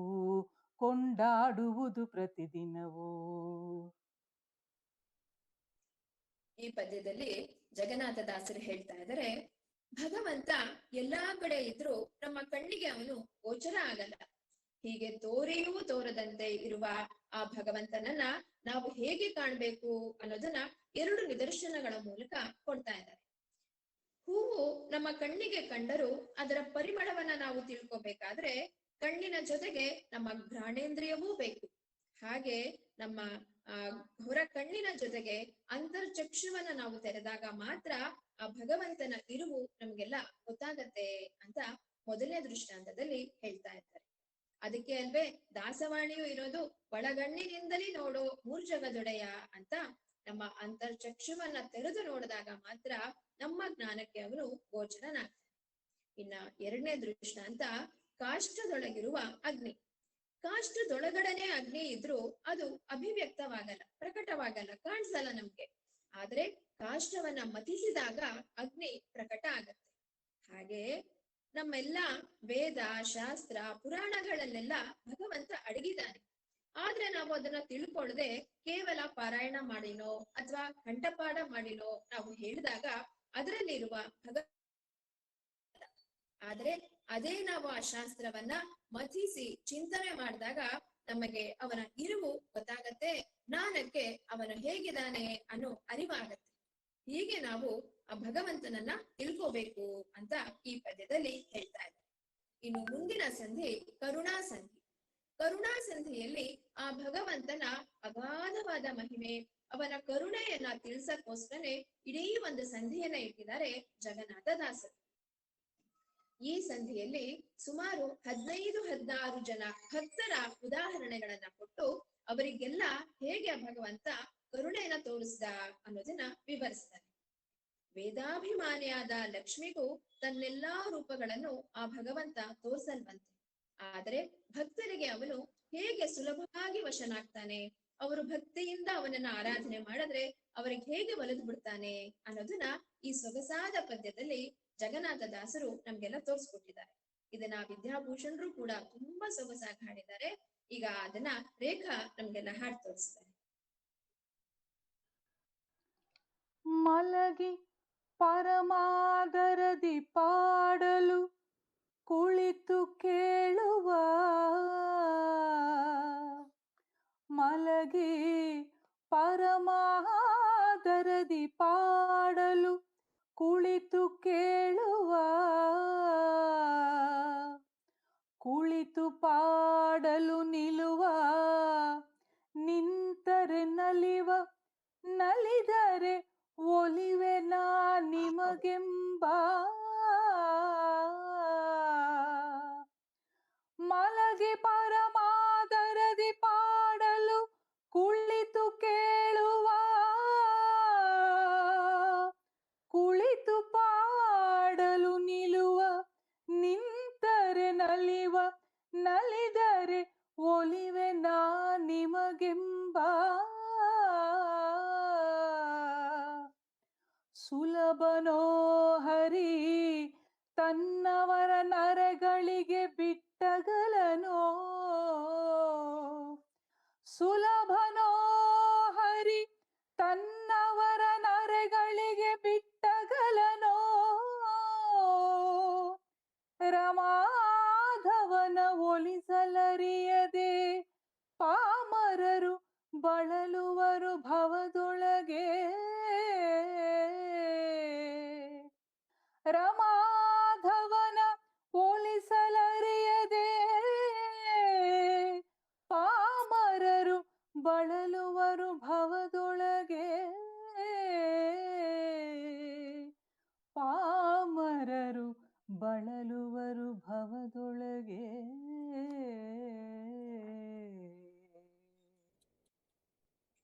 ಬಹಳ ಸೊಗಸಾಗಿ ಹಾಡಿದ್ದೀರಾ ರೇಖಾ, ಧನ್ಯವಾದಗಳು.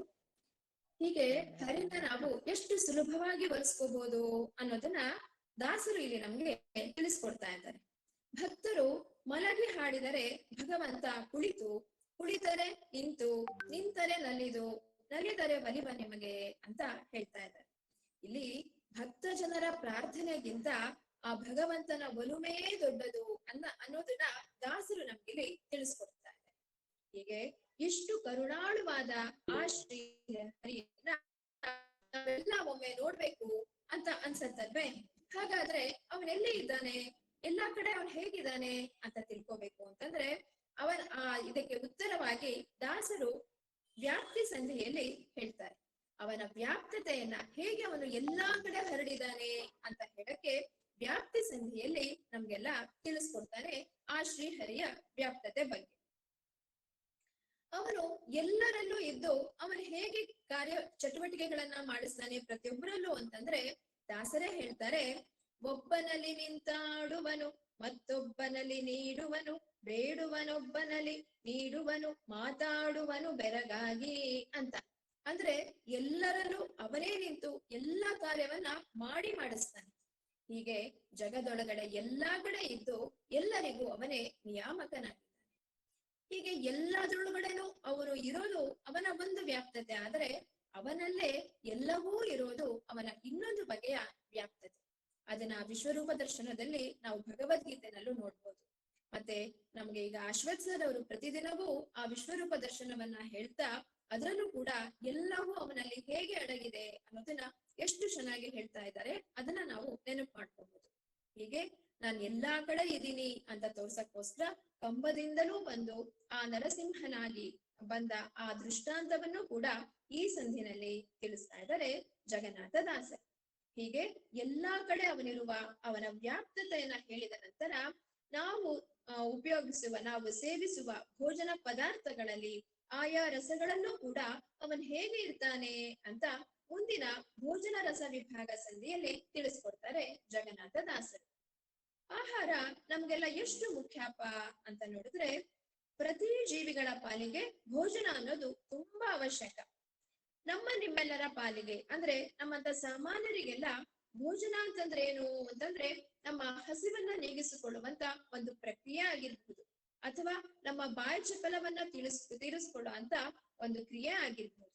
ಆದ್ರೆ ಅದೇ ಸಾಧಕರಿಗೆ ಭೋಜನ ಅನ್ನೋದು ಯಜ್ಞ ಇದ್ದ ಹಾಗೆ. ಅದನ್ನ ವೈಶ್ವಾನರ ಯಜ್ಞ ಅಂತಾನೆ ಅವ್ರು ಪರಿಗಣಿಸ್ತಾರೆ. ನಾವು ಸೇವಿಸಿದ ಆಹಾರ ಹೇಗೆ ಅದು ಮುಂದಿನ ಕಾರ್ಯಗಳಲ್ಲಿ ಆಗತ್ತೆ, ಹೇಗೆ ಪಚನ ಆಗತ್ತೆ, ಆ 5 ಕೋಶಗಳಲ್ಲಿ ಯಾವ್ಯಾವ ರೀತಿ ಕಾರ್ಯಗಳು ನಡೆಯುತ್ತೆ, ಆ ಎಲ್ಲಾ ಕಾರ್ಯಗಳನ್ನ ಭಗವಂತನೇ ನಿಂತು ಮಾಡಿಸ್ತಾನೆ. ಯಾವ್ದು 5 ಕೋಶ? ಅನ್ನಮಯ, ಪ್ರಾಣಮಯ, ಮನೋಮಯ, ವಿಜ್ಞಾನಮಯ ಹಾಗೂ ಆನಂದಮಯ. ಈ 5 ಕೋಶಗಳಲ್ಲಿ ಭಗವಂತನೇ ನಿಂತು ಎಲ್ಲ ಕಾರ್ಯವನ್ನ ಹೇಗೆ ಮಾಡಿಸ್ತಾನೆ ಅನ್ನೋದನ್ನ ನಮಗೆ ವಿವರವಾಗಿ ತೋರಿಸ್ಕೊಟ್ಟಿದ್ದಾರೆ ಜಗನ್ನಾಥದಾಸರು ಈ ಸಂಧಿಯಲ್ಲಿ. ನಂತರ ನೈವೇದ್ಯ ಮಾಡುವ ಬಗೆಯನ್ನು ಕೂಡ ನೈವೇದ್ಯ ಪ್ರಕರಣ ಸಂಧಿಯಲ್ಲಿ ತಿಳಿಸ್ಕೊಟ್ಟಿದ್ದಾರೆ. ಹೀಗೆ ಭೋಜನ ರಸ ಹಾಗೂ ನೈವೇದ್ಯ ಪ್ರಕರಣವನ್ನ ತಿಳಿಸಿದ ನಂತರ ನಮಗೆಲ್ಲ ಈ ಪಾಂಚಭೌತಿಕ ದೇಹ ಹೇಗೆ ಬಂತು ಅನ್ನೋದನ್ನ 6ನೇ ಸಂಧಿಯಾದ ಪಂಚಮಹಾಯಜ್ಞ ಸಂಧಿಯಲ್ಲಿ ತಿಳಿಸ್ತಾ ಇದ್ದಾರೆ. 5 ಅಗ್ನಿಗಳು ಅಂತ ಹೇಳ್ತೀವಿ. ಯಾವ್ದಪ್ಪ ಅದು ಅಂತಂದ್ರೆ ಆಕಾಶ, ಮೋಡ, ಭೂಮಿ, ಪುರುಷ ಮತ್ತು ಸ್ತ್ರೀ. ಈ 5 ಅಗ್ನಿಗಳನ್ನ ಪಂಚಾಗ್ನಿಗಳು ಅಂತ ಹೇಳ್ತೀವಿ. ಈ 5 ಅಗ್ನಿ ಸ್ಥಾನಗಳಲ್ಲಿ ನಡೆಯುವ ಯಜ್ಞ ಪ್ರಕ್ರಿಯೆಯೇ ಪಂಚಮಹಾಯಜ್ಞ ಅಂತ ಕರೆದು ಆ ಯಜ್ಞ ಪ್ರಕ್ರಿಯೆಯ ಅದ್ಭುತ ಚಿತ್ರಣವನ್ನ ಕೊಡ್ತಾ ಇದ್ದಾರೆ ಜಗನ್ನಾಥದಾಸರು ಈ ಸಂಧಿಯಲ್ಲಿ. ಅಂದ್ರೆ ಜೀವ ತಾಯ ಗರ್ಭಕ್ಕೆ ಬರುವ ಕ್ರಮಗಳನ್ನ ಇಲ್ಲಿ ನಮ್ಗೆ ತಿಳಿಸ್ಕೊಡ್ತಾರೆ. ಆಕಾಶ, ಮೋಡ, ಭೂಮಿ, ಪುರುಷ, ತಂದೆ ಮತ್ತು ತಾಯಿ, ಇವುಗಳ ಮೂಲಕ ಹೇಗೆ ಜೀವ ಪ್ರಯಾಣ ಮಾಡ್ತಾನೆ, ಹಾಗೆ ಈ ಕಾರ್ಯಗಳೆಲ್ಲ ನಡಿಬೇಕಾದ್ರೆ ನಾವು ಇಲ್ಲಿ ಭಗವಂತನ 30 ರೂಪಗಳನ್ನ ಚಿಂತನೆ ಹೇಗೆ ಮಾಡ್ಬೇಕು ಅನ್ನೋದನ್ನ ವಿವರವಾಗಿ ತಿಳಿಸ್ಕೊಟ್ಟಿದ್ದಾರೆ ಈ ಪಂಚಮಹಾಯಜ್ಞ ಸಂಧಿಯಲ್ಲಿ ಜಗನ್ನಾಥದಾಸರು. ಇನ್ನು ಇಂಥ ಅಪರೂಪಕ್ಕೆ ಸಿಕ್ಕಿರುವ ಸಾಧನ ಶರೀರವನ್ನ ನಾವು ಪಡೆದ ನಂತರ ನಾವು ಹೇಗೆ ನಡ್ಕೋಬೇಕು, ನಾವು ಮಾಡಿದ ಕರ್ಮವನ್ನೆಲ್ಲ ಏನ್ ಮಾಡ್ಬೇಕು ಅನ್ನೋದನ್ನ ಸರ್ವ ಸಮರ್ಪಣ ಸಂಧಿಯಲ್ಲಿ ಹೇಳ್ತಾ ಇದ್ದಾರೆ. ಈ ಸಾಧನ ಶರೀರವನ್ನ ಪಡೆದ ಮೇಲೆ ನಾವು ಧರ್ಮ ಮಾರ್ಗದಲ್ಲೇ ನಡಿಬೇಕು.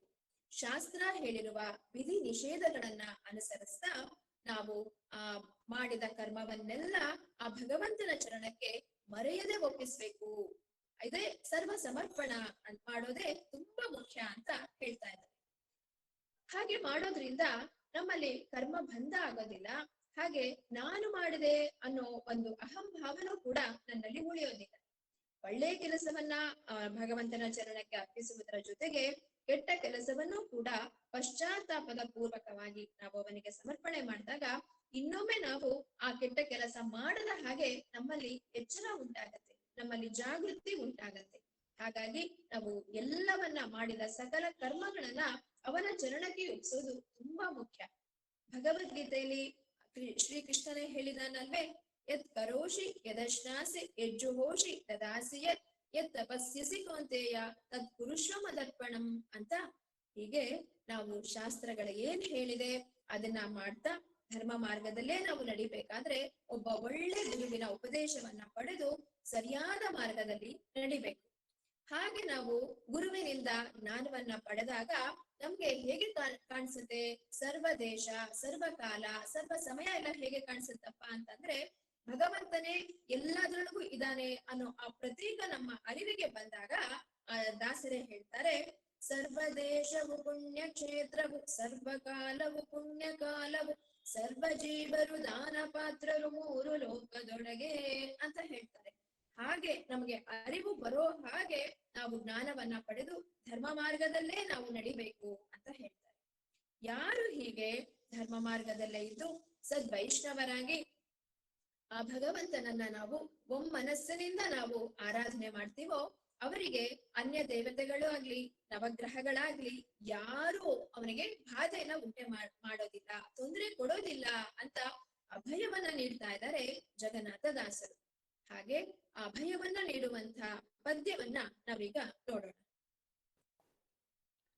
ಆವ ಪರಬೊಮ್ಮನತಿ ವಿಮಲಾಂಗಾವ ಬದ್ಧರು ಎಂದೆನಿಪರ ಜೀವ ಭವ ಮೊದಲಾದರಮರನು ದಿನದಿ ಹರಿಪದವ ಸೇರಿ ಪಗರನು ಕೂರರಲ್ಲದೆ ತಾವು ಇವರನ್ನು ಕೆಡಿಸಬಲ್ಲರೆ ಶ್ರೀವಿಲಾಸಾಸ್ಪದನ ದಾಸರಿಗುಂಟೆ ಅಪಜಯವು, ದಾಸರಿಗುಂಟೆ ಅಪಜಯವು.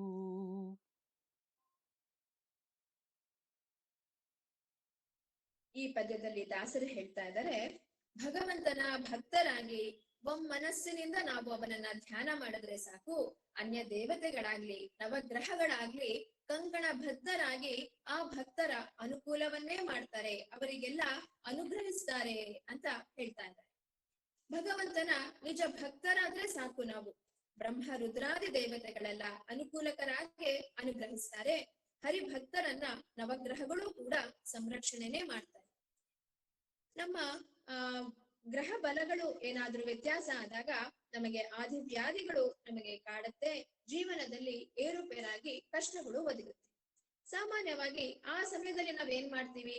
ಜ್ಯೋತಿಷರ ಹತ್ರ ಹೋಗ್ತೀವಿ. ನನ್ನ ಗ್ರಹಚಾರ ಹೇಗಿದೆ, ಗೋಚಾರ ಹೇಗಿದೆ ಅಂತ ಕೇಳ್ತೀವಿ. ಆ ಜ್ಯೋತಿಷ್ಯದ ಸೂತ್ರಗಳ ಅನುಸಾರವಾಗಿ ನಮಗೆ ಆಗ ಏನಾದ್ರೂ 7.5 ನಡೀತಾ ಇದ್ರೆ, ಅಥವಾ ಅಷ್ಟಮ ಶನಿ ದಶೆ ನಡೀತಾ ಇದ್ರೆ, ಅಥವಾ ನಮ್ಮ ಜಾತಕ ಕುಂಡಲಿಯಲ್ಲಿ ದ್ವಾದಶ ಭಾವದಲ್ಲಿ ಶನಿ ಗ್ರಹವೋ ಕುಜ ಗ್ರಹವೋ ಇದ್ರೆ ಅನೇಕ ನಷ್ಟಗಳು ಉಂಟಾಗತ್ತೆ ಅಂತ ಆ ಸೂತ್ರದಲ್ಲಿ ಹೇಳಿರತ್ತೆ. ಅಂದ್ರೆ ಅದು ಸ್ಥಾನಭ್ರಷ್ಟತೆ ಇರ್ಬೋದು, ಹಣ ನಷ್ಟ ಇರಬಹುದು, ಅಥವಾ ಅಪಮೃತ್ಯುಗಳೇ ಇರಬಹುದು, ಇನ್ಯಾವುದಾದ್ರೂ ಎದುರಾಗುವಂತ ಕಂಟಕಗಳೇ ಇರಬಹುದು. ಹಾಗಾಗಿ ಈ ರೀತಿ ಇದೆ, ಈ ರೀತಿ ಫಲಗಳು ಉಂಟಾಗತ್ತೆ ಅಂತ ಹೇಳಿ ಅವ್ರು ಹೇಳಿದ ಯಾವುದೋ ಒಂದು ನವಗ್ರಹ ಹೋಮನೋ ಆ ನವಗ್ರಹಗಳಿಗೆ ಆರಾಧನೆಯನ್ನ ಮಾಡ್ತೀವಿ. ಆದ್ರೆ ಜಗನ್ನಾಥ ದಾಸರು ಹೇಳ್ತಾ ಇದ್ದಾರೆ, ಹಾಗೆ ನವಗ್ರಹಗಳಿಗೆ ಆರಾಧನೆ ಮಾಡೋದು ಸಾಧನೆ ಅಲ್ಲ, ಸಾಧಕ ಅಲ್ಲ. ಆ ಭಗವಂತನನ್ನ ನೀನು ಆರಾಧನೆ ಮಾಡೋದೇ ನಿಜವಾದ ಸಾಧನೆ. ಅದೇ ಇದಕ್ಕೆ, ಈ ಪರಿಹಾರಕ್ಕೆ ಸಾಧಕ ಅಂತ ಹೇಳ್ತಾ ಇದ್ದಾರೆ. ಯಾಕೆ ಅಂದ್ರೆ ದಾಸವಾಣಿಯೇ ಹೇಳಿಲ್ವೇ, ಸಕಲ ಗ್ರಹವರ ನೀನೇ ಸರಸಿ ಜಾಕ್ಷ ಅಂತ. ಹಾಗೆ ಆ ನವಗ್ರಹಗಳು ಕೂಡ ಭಗವಂತನ ಅಧೀನವೇ ಆಗಿದೆ. ನಾವು ಹಾಗಾಗಿ ಅವನನ್ನ ನಂಬಿ ನಾವು ಒಮ್ಮನಸ್ಸಿನಿಂದ ಏಕಾಗ್ರತೆಯಿಂದ ಶ್ರದ್ಧೆಯಿಂದ ನಾವು ಅವನನ್ನ ಭಜಿಸಿದ್ರೆ ಸಾಕು, ಎಲ್ಲ ದುರಿತಗಳು ದೂರ ಆಗತ್ತೆ. ಸ್ವತಃ ದೇವತೆಗಳೇ ಹಾಗೂ ನವಗ್ರಹಗಳು ಕೂಡ ಕಂಕಣ ಬದ್ಧರಾಗಿ ನಮಗೆ ಅನುಕೂಲವನ್ನೇ ಕರುಣಿಸ್ತಾರೆ ಹೊರತು ಯಾವುದೇ ಒಂದು ನಮಗೆ ದುರಿತಗಳನ್ನ ಕೊಡೋದಿಲ್ಲ ಅಂತ ಇಲ್ಲಿ ನಮಗೆ ದಾಸರು ತುಂಬಾ ಭರವಸೆಯನ್ನ ಹಾಗೂ ಅಭಯವನ್ನ ನೀಡ್ತಾ ಇದ್ದಾರೆ. ಮುಂದಿನ ಮತ್ತೊಂದು ಮುಖ್ಯವಾದ ಸಂಧಿ ಅಂತಂದ್ರೆ 12ನೇ ಸಂಧಿ, ಅದು ನಾಡಿ ಪ್ರಕರಣ ಸಂಧಿ. ಈ ಸಂಧಿಯಲ್ಲಿ ಈ ನಮ್ಮ ಜನ್ಮವನ್ನ ನಾವು ಹೇಗೆ ಸಾರ್ಥಕ ಪಡಿಸ್ಕೋಬಹುದು ಅನ್ನೋ ಸೂಕ್ಷ್ಮ ಜ್ಞಾನವನ್ನ ನಮ್ಗೆ ತಿಳಿಸ್ತಾ ಇದ್ದಾರೆ ಜಗನ್ನಾಥ ದಾಸರು. ನಮ್ಮ ದೇಹದ ಉದ್ದಗಲಕ್ಕೂ ನಾಡಿಗಳು ವ್ಯಾಪಿಸಿದೆ. ಸುಮಾರು 36,000 ನಾಡಿಗಳು ನಮ್ಮ ದೇಹದ ಉದ್ದಗಲಕ್ಕೂ ಎಲ್ಲೆಡೆಯೂ ವ್ಯಾಪಿಸಿದೆ. ನಮ್ಮ ದೇಹ ಸುಸ್ಥಿತಿಯಲ್ಲಿರ್ಬೇಕು ಅಂತಂದ್ರೆ ಈ ನರವ್ಯೂಹ ಮಂಡಲ ಚೆನ್ನಾಗಿರ್ಬೇಕು. ಆ ನರವ್ಯೂಹ ಮಂಡಲ ಇದ್ದಾಗಷ್ಟೇ ನಾವು ಚೆನ್ನಾಗಿ ಆರೋಗ್ಯವಾಗಿ ಇರ್ತೀವಿ, ಸದೃಢವಾಗಿರ್ತೀವಿ. ಹಾಗಾಗಿ ಯಾರಿಗೆ ನಾವು ಈ ಆ ತೊಂದರೆಯಿಂದ, ನರ ದೌರ್ಬಲ್ಯದಿಂದ ಯಾರು ಬಳಲ್ತಾ ಇರ್ತಾರೋ ಅವರು ಈ ಸಂಧಿಯನ್ನ ಪಾರಾಯಣ ಮಾಡಿದ್ರೆ ಅಥವಾ ಶ್ರವಣ ಮಾಡಿದ್ರೆ ಆ ತೊಂದರೆಯಿಂದ ಮುಕ್ತರಾಗಬಹುದು ಅಂತ ಹೇಳಿದ್ದಾರೆ. ಈ 36,000 ನಾಡಿಗಳಲ್ಲೂ ಆ ಭಗವಂತನೇ ನಿಂತು ಹೇಗೆ ವ್ಯಾಪಾರವನ್ನ ಮಾಡ್ತಾ ಇದ್ದಾನೆ ಅನ್ನೋ ವಿಷಯವನ್ನ ವಿವರವಾಗಿ ತಿಳಿಸ್ಕೊಟ್ಟಿದ್ದಾರೆ ನಾಡಿ ಪ್ರಕರಣ ಸಂಧಿಯಲ್ಲಿ ಜಗನ್ನಾಥ ದಾಸರು. ಇನ್ನು ಮುಂದಿನ ಸಂಧಿ 13ನೇ ಸಂಧಿ ನಾಮಸ್ಮರಣ ಸಂಧಿ. ಇಂಥ ಮಹಿಮಾ ಉಳ್ಳವನಾದ, ಕರುಣಾಶಾಲಿಯಾದ ಅವನ ನಾಮಸ್ಮರಣೆಗೆ ಎಷ್ಟು ಬಲ ಇದೆ, ಎಷ್ಟು ಫಲ ಇದೆ ಅನ್ನೋದನ್ನ ಈ ನಾಮಸ್ಮರಣ ಸಂಧಿಯಲ್ಲಿ ತಿಳಿಸ್ಕೊಡ್ತಾ ಇದ್ದಾರೆ. ನಮ್ಗೆಲ್ಲ ಗೊತ್ತಿದೆ, ಕಲಿಯುಗದಲ್ಲಿ ನಾಮಸ್ಮರಣೆಗೆ ತುಂಬಾ ಮಹತ್ವ ಇದೆ ಅಂತ. ಅದಕ್ಕೆ ಅಲ್ವೇ ದಾಸವಾಣಿ ಹೇಳಿದ್ದು, ನೀನ್ ಯಾಕೋ ನಿನ್ನ ಹಂಗಿನ್ಯಾಕೋ ನಿನ್ನ ನಾಮದ ಬಲ ಹೊಂದಿದ್ದರೆ ಸಾಕು ಅಂತ. ಯಾವುದೇ ಯಜ್ಞ ಹೋಮ ಅವುಗಳನ್ನ ಮಾಡೋದೇ ಬೇಡ, ನಾಮಸ್ಮರಣೆ ವಂದನ ಮಾಡಿದ್ರೆ ಸಾಕು. ಆ ಯಜ್ಞ ಹೋಮಗಳಿಂದ ಬರುವ ಫಲ ನಾವು ಇದರಿಂದನೇ ಪಡೆಯಕ್ಕೆ ಸಾಧ್ಯ ಇದೆ. ಹಾಗಾಗಿ ಕೇವಲ ನಾಮಸ್ಮರಣೆ ಮಾಡಿದ್ರೆ ನಿನಗೆ ಎಷ್ಟು ರೀತಿಯ ಫಲಗಳು ಸಿಗತ್ತೆ, ಹಾಗೆ ಅದ್ರ ಜೊತೆಗೆ ನಿನಗೆ ದಿನದೇ ಬರುವ ಅಡ್ಡಿ ಆತಂಕಗಳು ದೂರ ಆಗಿ ಅಪಮೃತ್ಯುಗಳು ಅಂತಹ ಕಂಟಕವನ್ನು ಕೂಡ ದೂರ ಆಗತ್ತೆ ಅವನ ನಾಮಸ್ಮರಣೆ ಮಾಡಿದ್ರೆ ಅಂತ ಹೇಳ್ತಾ ಇದ್ದಾರೆ. ಆದ್ರೆ ಈ ನಾಮಸ್ಮರಣೆ ಮಾಡ್ಬೇಕು ಅಂತ ಹೇಳಿ ನೀನು ಅದಕ್ಕೆ ಬೇರೆ ಸಮಯವನ್ನೇನು ಮೀಸಲಾಗಿಡ್ಬೇಕಾಗಿಲ್ಲ. ಧ್ಯಾನವನ್ನು ಜಪದಲ್ಲೇ ದಿನಪೂರ್ತಿ ಕಳೆಯಕ್ಕಾಗೋದಿಲ್ಲ. ನೀನು ಮಾಡುವ ದಿನನಿತ್ಯದ ಚಟುವಟಿಕೆಗಳಲ್ಲೇ ನಾವು ಹೇಗೆ ಅವನನ್ನ ಅನುಸಂಧಾನ ಮಾಡ್ಬೋದು, ಎಲ್ಲಾ ಕಾರ್ಯದಲ್ಲೂ ಅವನನ್ನ ಸ್ಮರಣೆ ಮಾಡ್ಕೊಂಡು ಇರಬಹುದು, ಆ ಕೆಲಸಗಳನ್ನ ಮಾಡ್ಬೋದು ಅನ್ನೋದನ್ನ ಇನ್ನೊಂದು ಸೊಗಸಾದ ಪದ್ಯದಲ್ಲಿ ದಾಸರು ಹೇಳ್ತಾರೆ. ಹೇಗೆ ನಾವು ನಮ್ಮ ದಿನನಿತ್ಯದ ಚಟುವಟಿಕೆಗಳಲ್ಲಿ ಆ ಭಗವಂತನ ಸ್ಮರಣೆ ಮಾಡಬಹುದು ಅನ್ನೋದನ್ನ ಈ ಪದ್ಯದ ಮೂಲಕ ನೋಡೋಣ. ಮಕ್ಕಳಾಡಿಸುವಾಗ ಮಡದಿಯೊಳಕ್ಕರದಿ ನಲಿವಾಗ ಹಯ್ಯ ಪಲ್ಲಕ್ಕಿ ಗಜ ಮೊದಲಾದ ವಾಹನವೇರಿ ಮೆರೆವಾಗ ಬಿಕ್ಕುವಾಗ ಕಳಿಸುತ್ತಲಿ ದೇವಕ್ಕಿ ತನಯನ ಸ್ಮರಿಸುತ್ತಿಹ ನರಸಿಕ್ಕಯ ಮಧೂತರಿಗೆ ಆವಾವಲ್ಲಿ ನೋಡಿದರು ಆವಾವಲ್ಲಿ ನೋಡಿದರು. ಹೀಗೆ ನಮ್ಮ ದಿನನಿತ್ಯದ ಕೆಲಸಗಳಲ್ಲಿ ಬೆಳಿಗ್ಗೆ ಎದ್ದಾಗಿಂದ ಮಕ್ಕಳ ಆಡಿಸೋದ್ರಿಂದ ಹಿಡಿದು ರಾತ್ರಿ ಮಲ್ಕೊಳ್ಳೋವರೆಗೂ ಬಿಕ್ಕುವಾಗ ಆಕಳಿಸುವಾಗ ನಮ್ಮೆಲ್ಲಾ ಕೆಲಸಗಳಲ್ಲೂ ಭಗವಂತನ ನಾವು ಸ್ಮರಣೆ ಮಾಡ್ತಾ ಇದ್ರೆ ಆ ಯಮದೂತನು ಕೂಡ ನಮ್ಮ ಹತ್ರ ಬರಲ್ಲ ಅಂತ ಭರವಸೆನ ಕೊಡ್ತಾ ಇದ್ದಾರೆ ದಾಸರು. ಅಂದ್ರೆ ಅಪಮೃತ್ಯುಗಳು ನಮ್ಮನ್ನ ಕಾಡೋದಿಲ್ಲ ಅಂತ. ಹೀಗೆ ನಾವು ಸದಾ ಕಾಲ ಅವನ ನಾಮಸ್ಮರಣೆ ಮಾಡ್ತಾ ಬಂದ್ರೆ ನಮಗೆ ಜೀವನದಲ್ಲಿ ಎಲ್ಲವೂ ಸಿದ್ಧಿ ಆಗತ್ತೆ ಅಂತ ಹೇಳ್ತಾ, ಮುಂದಿನ ಸಂಧಿ ಅಂದ್ರೆ 14ನೇ ಸಂಧಿ ಪಿತೃಗಣ ಸಂಧಿ. ಈ ದೇಹವನ್ನ ಪಡೆದ ಮೇಲೆ ನಾವು ಪಿತೃಗಳಿಗೆ ಹೇಗೆ ನಡ್ಕೋಬೇಕು, ಪಿತೃಗಳ ಆಶೀರ್ವಾದ, ಪಿತೃಗಳ ಹಾರೈಕೆ ನಮಗ್ ತುಂಬಾ ಮುಖ್ಯ ಆಗತ್ತೆ. ಹಾಗಾಗಿ ಅದನ್ನ ನಾವು ಹೇಗೆ ಪಡಿಬಹುದು, ಅವರಿಗೆ ಗೌರವ ಸಲ್ಲಿಸಕ್ಕೋಸ್ಕರ ನಾವು ಶ್ರಾದ್ದಾದಿಗಳನ್ನ ಮಾಡ್ತೀವಿ. ಆ ಶ್ರಾದ್ದಾದಿಗಳನ್ನ ಹೇಗೆ ಮಾಡ್ಬೇಕು ಅನ್ನೋ ವಿವರವನ್ನೆಲ್ಲ ಈ ಪಿತೃಗಣ ಸಂಧಿಯಲ್ಲಿ ತೋರಿಸಿದ್ದಾರೆ. ಮನುಷ್ಯನಾಗಿ ಹುಟ್ಟಿದ್ಮೇಲೆ ನಾವು ಎಲ್ರೂ 3 ಋಣಗಳನ್ನ ತೀರಿಸಲೇಬೇಕು. ಅದ್ಯಾವ್ದಪ್ಪ ಅಂದ್ರೆ ಪಿತೃ ಋಣ, ಋಷಿ ಋಣ ಹಾಗೂ ದೇವ ಋಣ. ಪಿತೃಗಳ ಋಣ ತೀರಿಸೋದು ಅಂದ್ರೆ ಆ ಶ್ರಾದ್ದಾದಿಗಳ ಮೂಲಕ ಮಾಡೋದೇ ಆಗಿದೆ. ಅವುಗಳನ್ನ ನಾವು ಎಷ್ಟು ಶ್ರದ್ಧೆಯಿಂದ ಎಷ್ಟು ನಿಷ್ಠೆಯಿಂದ ಮಾಡ್ಬೇಕು ಅನ್ನೋದನ್ನ ಈ ಸಂಧಿಯಲ್ಲಿ ಅವರು ತಿಳಿಸ್ಕೊಟ್ಟಿದ್ದಾರೆ. ಇದಾದ ನಂತರ ಈ ಪಿತೃಗಳು ಯಾರಪ್ಪ ಅಂತಂದ್ರೆ ಅದೇ ಜೀವೋತ್ತಮರಾದ ವಾಯುದೇವರು. ಆ ವಾಯುದೇವರ ಮಹಿಮೆ ಏನು, ಅವರಿಗೆ ನಾವು ಎಷ್ಟು ಕೃತಜ್ಞರಾಗಿರ್ಬೇಕು, ಅವರನ್ನ ನಾವು ಹೇಗೆ ಅನುಸಂಧಾನ ಮಾಡ್ಬೇಕು ಅನ್ನೋ ವಿಷಯವನ್ನೆಲ್ಲ ಮತ್ತೊಂದು ತುಂಬಾ ಪ್ರಮುಖವಾದ ಸಂಧಿ ಅಂದ್ರೆ ಶ್ವಾಸ ಸಂಧಿ. ಇದು 15ನೇ ಸಂಧಿ ಆಗಿದೆ. ಈ ಶ್ವಾಸ ಸಂಧಿಯಲ್ಲಿ ವಾಯುದೇವರ ಮಹಿಮೆಯನ್ನ ತಿಳಿಸ್ಕೊಟ್ಟಿದ್ದಾರೆ ಜಗನ್ನಾಥ ದಾಸರು. ನಮಗೆಲ್ಲರಿಗೂ ವಾಯುದೇವರೇ ನಿಜವಾದ ಪಿತೃಗಳಾಗಿದ್ದಾರೆ. ವಾಯುದೇವರು ಪ್ರತಿಯೊಬ್ಬರಲ್ಲೂ ನಿಂತು ಪ್ರತಿದಿನವೂ 21,600 ಶ್ವಾಸ ಜಪಗಳನ್ನ ಮಾಡ್ತಾರೆ. ಹೀಗೆ ಪ್ರತಿಯೊಬ್ಬರಲ್ಲೂ ನಿಂತು ಈ ಶ್ವಾಸ ಜಪ ಮಾಡೋದ್ರಿಂದಲೇ ನಮಗೆ ಹಾಗೂ ಈ ದೇಹಕ್ಕೆ ಒಂದು ಅಸ್ತಿತ್ವ ಇದೆ.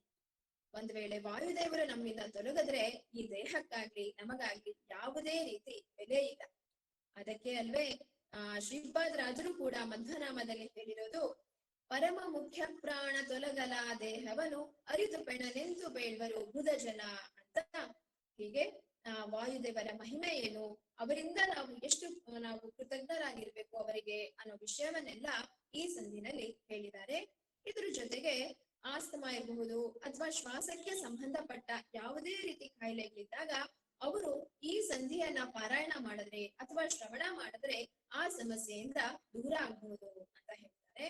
ಇಷ್ಟೇ ಅಲ್ಲ, ಇದ್ರ ಜೊತೆಗೆ ಅಂತ್ಯಕಾಲದಲ್ಲಿ ಇರೋರಿಗೂ ಕೂಡ ಈ ಸಂಧಿಯ ಶ್ರವಣ ಮಾಡಿಸೋದು ಪರಿಪಾಠ ಇದೆ, ರೂಢಿಯಲ್ಲಿ ಇದೆ. ಹೀಗೆ ಹರಿಯ ಬಗ್ಗೆ ತಿಳ್ಕೊತಾ ಅವನ ಚಿಂತನೆಯನ್ನ ಮಾಡ್ತಾ ಇದ್ರೆ ಕೇವಲ ಐಹಿಕ ಭೋಗಗಳು ಮಾತ್ರ ಅಲ್ಲ, ಆ ಮೋಕ್ಷವೂ ನಮಗೆ ಸಿಗತ್ತೆ ಅಂತ ಹೇಳ್ತಾ ಇದ್ದಾರೆ. ಹಾಗಾದ್ರೆ ಆ ಮೋಕ್ಷ ಸಿಗಕ್ಕೆ, ಆ ಹಾದಿಗೆ ಹೋಗಕ್ಕೆ ನಾವ್ ಯಾವಾಗ ಯೋಗ್ಯತೆಯನ್ನ ಪಡಿತೀವಿ ಅಂತಂದ್ರೆ, ಮೊದಲು ನಾವು ಈ ಜೀವಿಗೂ ಹಾಗೂ ಆ ಪರಮಾತ್ಮನಿಗೂ ಇರುವ ವ್ಯತ್ಯಾಸವನ್ನ ತಿಳ್ಕೋಬೇಕು. ಮನುಷ್ಯರು ಅಂದ್ರೆ ಈ ಜೀವಿಗಳಿಗೆ ಇರುವ ಸ್ವಾತಂತ್ರ್ಯ ಪರಿಮಿತಿಯಾದದ್ದು. ಆದ್ರೆ ಆ ಭಗವಂತನಿಗಿರುವ ಸ್ವಾತಂತ್ರ್ಯ, ಅವನೇ ಸ್ವತಂತ್ರ, ಸರ್ವತಂತ್ರ ಸ್ವತಂತ್ರ ಅವನೇ ಆಗಿದ್ದಾನೆ. ತೇನ ವಿನಾ ತೃಣಮಪಿನ ಚಲತಿ ಅಂತ ಹೇಳೋ ಹಾಗೆ ಎಲ್ಲವೂ ಅವನಿಚ್ಛೆಯಂತೆ ನಡೆಯುತ್ತೆ. ಈ ಜಗಕ್ಕೂ ಅವನೇ ಒಡೆಯ, ಎಲ್ಲರಿಗೂ ನಿಯಾಮಕ ಅವನೇ ಆಗಿದ್ದಾನೆ. ಹಾಗಾಗಿ ಈ ಜೀವಿಯ ಹಾಗೂ ಪರಮಾತ್ಮನ ನಡುವಿನ ವ್ಯತ್ಯಾಸವನ್ನ ತಿಳಿಸಕ್ಕೋಸ್ಕರ ಜಗನ್ನಾಥ ದಾಸರು ದತ್ತ ಸ್ವಾತಂತ್ರ್ಯ ಮತ್ತು ಸ್ವಗತ ಸ್ವಾತಂತ್ರ್ಯ ಸಂಧಿಗಳನ್ನ ಇಟ್ಟು ಆ ಭಗವಂತನ ಸ್ವಾತಂತ್ರ್ಯತೆ ಎಷ್ಟಿದೆ ಅನ್ನೋದನ್ನ ನಮ್ಗೆ ವಿವರವಾಗಿ ತಿಳಿಸ್ಕೊಟ್ಟಿದ್ದಾರೆ. ಇನ್ನ ಮುಖ್ಯವಾದ ಸಂಧಿ ಇನ್ನೊಂದು ಅಂತಂದ್ರೆ ವಿಘ್ನೇಶ್ವರ ಸಂಧಿ. ಇದು 28ನೇ ಸಂಧಿ ಆಗಿದೆ. ಸಾಧಕನಿಗೆ ಅವನ ಹಾದಿಯಲ್ಲಿ ವಿಘ್ನಗಳು ಬರುವುದು ಅನಿವಾರ್ಯ ಹಾಗೂ ಎದುರಿಸೋದು ಬಂದೇ ಬರ್ತಾ ಇರತ್ತೆ. ಆ ವಿಘ್ನಗಳು, ಅಡೆತಡೆಗಳು ಅನ್ನೋದು. ಹಾಗಾಗಿ ಜಗನ್ನಾಥ ದಾಸರೇ ಹೇಳ್ತಾರೆ, ಮೊದಲೇ ನೀವೆಲ್ಲ ವಿಘ್ನೇಶ್ವರನ ಪ್ರಾರ್ಥನೆಯನ್ನ ಮಾಡಿ, ಆಗ ನಿಮಗೆ ಜೀವನದಲ್ಲಿ ಯಾವುದೇ ಅಡ್ಡಿ ಆತಂಕಗಳು ಎದುರಾಗಲ್ಲ ಅಂತ ಹೇಳ್ತಾ ಇದ್ದಾರೆ.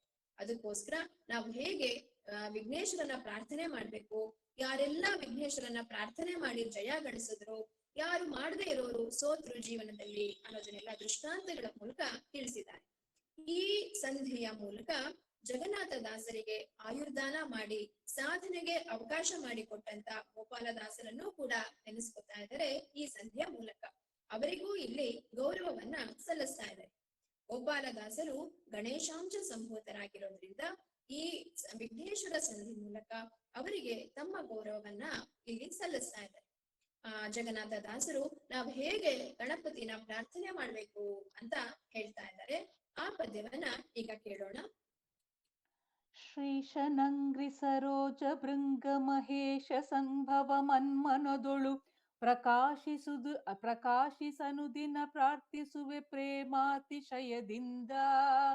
ನೀ ಸಲಹು ಸಜ್ಜನರ ವೇದ ವ್ಯಾಸ ಕರುಣಾ ಪಾತ್ರ ಮಹದಾಕಾಶಪತಿ ಕರುಣಾಳು ಕೈ ಪಿಡಿದೆಮ್ಮನುದ್ಧರಿಸು ಎಮ್ಮನುದ್ಧರಿಸು. ಈ ಪದ್ಯದಲ್ಲಿ ಜಗನ್ನಾಥ ದಾಸರು ಗಣೇಶನನ್ನ ನಾವು ಹೇಗೆ ಸ್ತುತಿ ಮಾಡ್ಬೇಕು, ಹಾಗೆ ಯಾಕೆ ಸ್ತುತಿ ಮಾಡ್ಬೇಕು ಅಂತ ಎಲ್ಲ ಹೇಳ್ತಾ ಇದ್ದಾರೆ. ಶಿವಪುತ್ರನಾದ ಗಣೇಶನೇ, ನಿನ್ನನ್ನು ನಾನು ಪ್ರೇಮಾತಿಶಯದಿಂದ ಪ್ರಾರ್ಥನೆ ಮಾಡ್ತಾ ಇದ್ದೀನಿ. ದಿನ ದಿನವೂ ನನ್ನ ಮನಸ್ಸಿನಲ್ಲಿ ನೀನು ಪ್ರಕಾಶಿಸು. ಆ ವ್ಯಾಸರ ಕರುಣೆಗೆ ಪಾತ್ರನಾದ ಓ ಕರುಣಾಳುವೆ, ಹಾಗೂ ಆಕಾಶಕ್ಕೆ ಅಭಿಮಾನಿಯಾದ ದೇವತೆಯೇ, ನನ್ನನ್ನ ಕೈ ಹಿಡಿದು ಮುನ್ನಡೆಸು, ನನ್ನನ್ನ ಉದ್ಧರಿಸು ಅಂತ ಕೇಳ್ತಾ ಇದ್ದಾರೆ. ಇದು ನಮ್ಮ ನಿಮ್ಮೆಲ್ಲರ ಪ್ರಾರ್ಥನೆ ಆಗಿದೆ ಗಣೇಶನ ಕುರಿತು. ಹೀಗೆ ಭಗವಂತನ ಜ್ಞಾನವನ್ನ, ಅವನ ಸರ್ವೋತ್ತಮತ್ವವನ್ನ ನಾವು ಸರಿಯಾಗಿ ತಿಳ್ಕೊಬೇಕಾದ್ರೆ ದೇವತೆಗಳ ಹಾಗೂ ದೈತ್ಯರ ನಡುವಿನ ವ್ಯತ್ಯಾಸವನ್ನ, ಆ ತಾರತಮ್ಯ ಜ್ಞಾನವನ್ನ ನಾವು ಮೊದಲು ತುಂಬಾ ಚೆನ್ನಾಗಿ ತಿಳ್ಕೊಬೇಕು. ಸಂಧ್ಯಾ ವಂದನೆ ಮೂಲಕ ಉದಾಹರಣೆ ಕೊಟ್ಟು ಜಗಣ್ಣ ಆಗ್ಲೇ ಹೇಳಿದ್ರಲ್ಲ, ಹೇಗೆ ದೈತ್ಯರು ದೇವತೆಗಳ ನಡುವೆ ತಾರತಮ್ಯ ಇದೆ, ವ್ಯತ್ಯಾಸ ಇದೆ ಅಂತ. ಆ ಜ್ಞಾನ ನಮ್ಗೆ ತುಂಬಾ ಮುಖ್ಯ. ಈ ತಾರತಮ್ಯ ಜ್ಞಾನವೇ ಮಧ್ವ ಸಿದ್ಧಾಂತದ ಸಾರ ಭಾಗ ಆಗಿದೆ. ಹಾಗಾಗಿ ಜಗನ್ನಾಥ ದಾಸರು ಕೂಡ ಈ ತಾರತಮ್ಯ ಜ್ಞಾನ ನಮ್ಮಲ್ಲಿ ಚೆನ್ನಾಗಿ ಮನದಟ್ಟಾಗ್ಲಿ ಅಂತ ಅನೇಕ ಸಂಧಿಗಳನ್ನ ಅದಕ್ಕಾಗೆ ಮೀಸಲಾಗಿ ಇಟ್ಟಿದ್ದಾರೆ. ಅದರಲ್ಲಿ ಕೆಲವು ಸಂಧಿಗಳನ್ನ ನಾವು ಹೆಸರಿಸೋದಾದ್ರೆ ಗುಣ ತಾರತಮ್ಯ, ಬೃಹತ್ ತಾರತಮ್ಯ, ಅಪರೋಕ್ಷ ತಾರತಮ್ಯ, ಆರೋಹಣ ಅವರೋಹಣ ತಾರತಮ್ಯ, ಅಣು ತಾರತಮ್ಯ, ಅನುಕ್ರಮಣಿಕಾ ತಾರತಮ್ಯ, ದೈತ್ಯ ಹಾಗೂ ಕಕ್ಷ ತಾರತಮ್ಯ. ಹೀಗೆ ಇಷ್ಟು ಬಗೆಗಳಲ್ಲಿ ತಾರತಮ್ಯನ ಗುಣಗಳನ್ನ ತೋರಿಸಿ ಹೇಗೆ ನಾವು ಈ ಜ್ಞಾನವನ್ನ ಪಡಿಬಹುದು ಅನ್ನೋದನ್ನ ತುಂಬಾ ಚೆನ್ನಾಗಿ ವಿವರಿಸಿಕೊಟ್ಟಿದ್ದಾರೆ ಜಗನ್ನಾಥ ದಾಸರು. ಇಂಥ ಅನಂತ ಮಹಿಮಾ ಉಳ್ಳ ಆ ಪರಮಾತ್ಮನನ್ನ ನಾವು ಸದಾ ಕಾಲ ಯಾರು ಸ್ಮರಣೆ ಮಾಡ್ತಾರೋ ಅವರ ದುರಿತಗಳೆಲ್ಲ ದೂರ ಆಗತ್ತೆ ಅಂತ ಮುಂದಿನ ಒಂದು ಸಕಲ ದುರಿತ ನಿವಾರಣ ಸಂಧಿಯಲ್ಲಿ ದೃಷ್ಟಾಂತಗಳ ಮೂಲಕ ತೋರಿಸ್ಕೊಟ್ಟಿದ್ದಾರೆ. ಇದ್ರ ಜೊತೆಗೆ ಹರಿನಾಮದ ಫಲವನ್ನೂ ಕೂಡ ಹೇಳಿದ್ದಾರೆ ಜಗನ್ನಾಥ ದಾಸರು ಈ ದುರಿತ ನಿವಾರಣ ಸಂಧಿಯಲ್ಲಿ. ಹೀಗೆ ಹರಿಕಥಾಮೃತ ಸಾರ ಅನ್ನೋದು 31 ಸಂಧಿಗಳಲ್ಲಿ ವಿಸ್ತೃತವಾಗಿ ಹರಡ್ಕೊಂಡಿದೆ. ಇದನ್ನ ನಾವು 1 ಗಂಟೆನಲ್ಲಿ ಅಥವಾ ಒಂದು ಅರ್ಧ ಮುಕ್ಕಾಲು ಗಂಟೆನಲ್ಲಿ ತಿಳ್ಕೊಳ್ಳಕ್ಕೆ ಸಾಧ್ಯ ಇಲ್ಲ. ಇದು ಎಷ್ಟು ವಿಶಿಷ್ಟವಾಗಿದೆ ಈ ಗ್ರಂಥ, ಇದನ್ನ ಪಾರಾಯಣ ಮಾಡೋದ್ರಿಂದ ಏನು ಫಲ ಅನ್ನೋದನ್ನ ಶ್ರೀಧರ ವಿಠಲ ದಾಸರು ಕಡೆಯದಾದ 32ನೇ ಸಂಧಿಯಲ್ಲಿ ಫಲಸ್ತುತಿಯಲ್ಲಿ ಹೇಳಿದ್ದಾರೆ. ಅವ್ರು ಹೇಳ್ತಾರೆ, ಯಾರು ಇದನ್ನ ದಿನನಿತ್ಯವೂ ಪಾರಾಯಣ ಮಾಡ್ತಾರೋ ಅವರಿಗೆ ಯಾವ ರೋಗವಾಗ್ಲಿ, ಯಾವ ಅಡ್ಡಿ ಆತಂಕಗಳಾಗ್ಲಿ ಏನು ಜೀವನದಲ್ಲಿ ಬರದೆ ಭಗವಂತ ಅವ್ರ ಜೊತೆಗೆ ಸದಾ ಕಾಲ ಇರ್ತಾನೆ. ಅಷ್ಟೇ ಅಲ್ಲ, ಅವರ ಮನೆ ಮನಗಳಲ್ಲಿ ಕೂಡ ಅವನು ಅರಳ್ತಾನೆ, ತೋರಿಕೊಳ್ತಾನೆ. ಗೆಜ್ಜೆ ಕಟ್ಟಿ ಅವ್ರ ಮನೆಯಲ್ಲೇ ಕುಣಿತಾನೆ ಅನ್ನೋ ಭರವಸೆಯನ್ನ ಕೊಡ್ತಾರೆ. ಹಾಗೆ ಈ ಸಂಧಿನ ನಾವು 32 ಸಂಧಿಗಳನ್ನು ಪ್ರತಿದಿನ ನಾವು ಪಾರಾಯಣ ಮಾಡಕ್ಕೆ ಆಗೋದಿಲ್ಲ. ಹಾಗಾಗಿ ದಿನಕ್ಕೆ 1 ಸಂಧಿಯನ್ನೋ ಅಥವಾ 1 ಚರಣವನ್ನೋ ಅಥವಾ 1 ಅಕ್ಷರವನ್ನೇ ಆಗಲಿ ನಾವು ಭಕ್ತಿಯಿಂದ ಶ್ರದ್ಧೆಯಿಂದ ಹೇಳಿದ್ರೆ ಅಷ್ಟರ ಮಟ್ಟಿಗೆ ಫಲ ನಮಗೆ ಸಿಕ್ಕೇ ಸಿಗತ್ತೆ ಅಂತ ಹೇಳ್ತಾ ಇದ್ದಾರೆ. ಆ ಫಲ ಸಿಗುವ ಈ ಒಂದು ಪದ್ಯವನ್ನ ನೋಡೋಣ.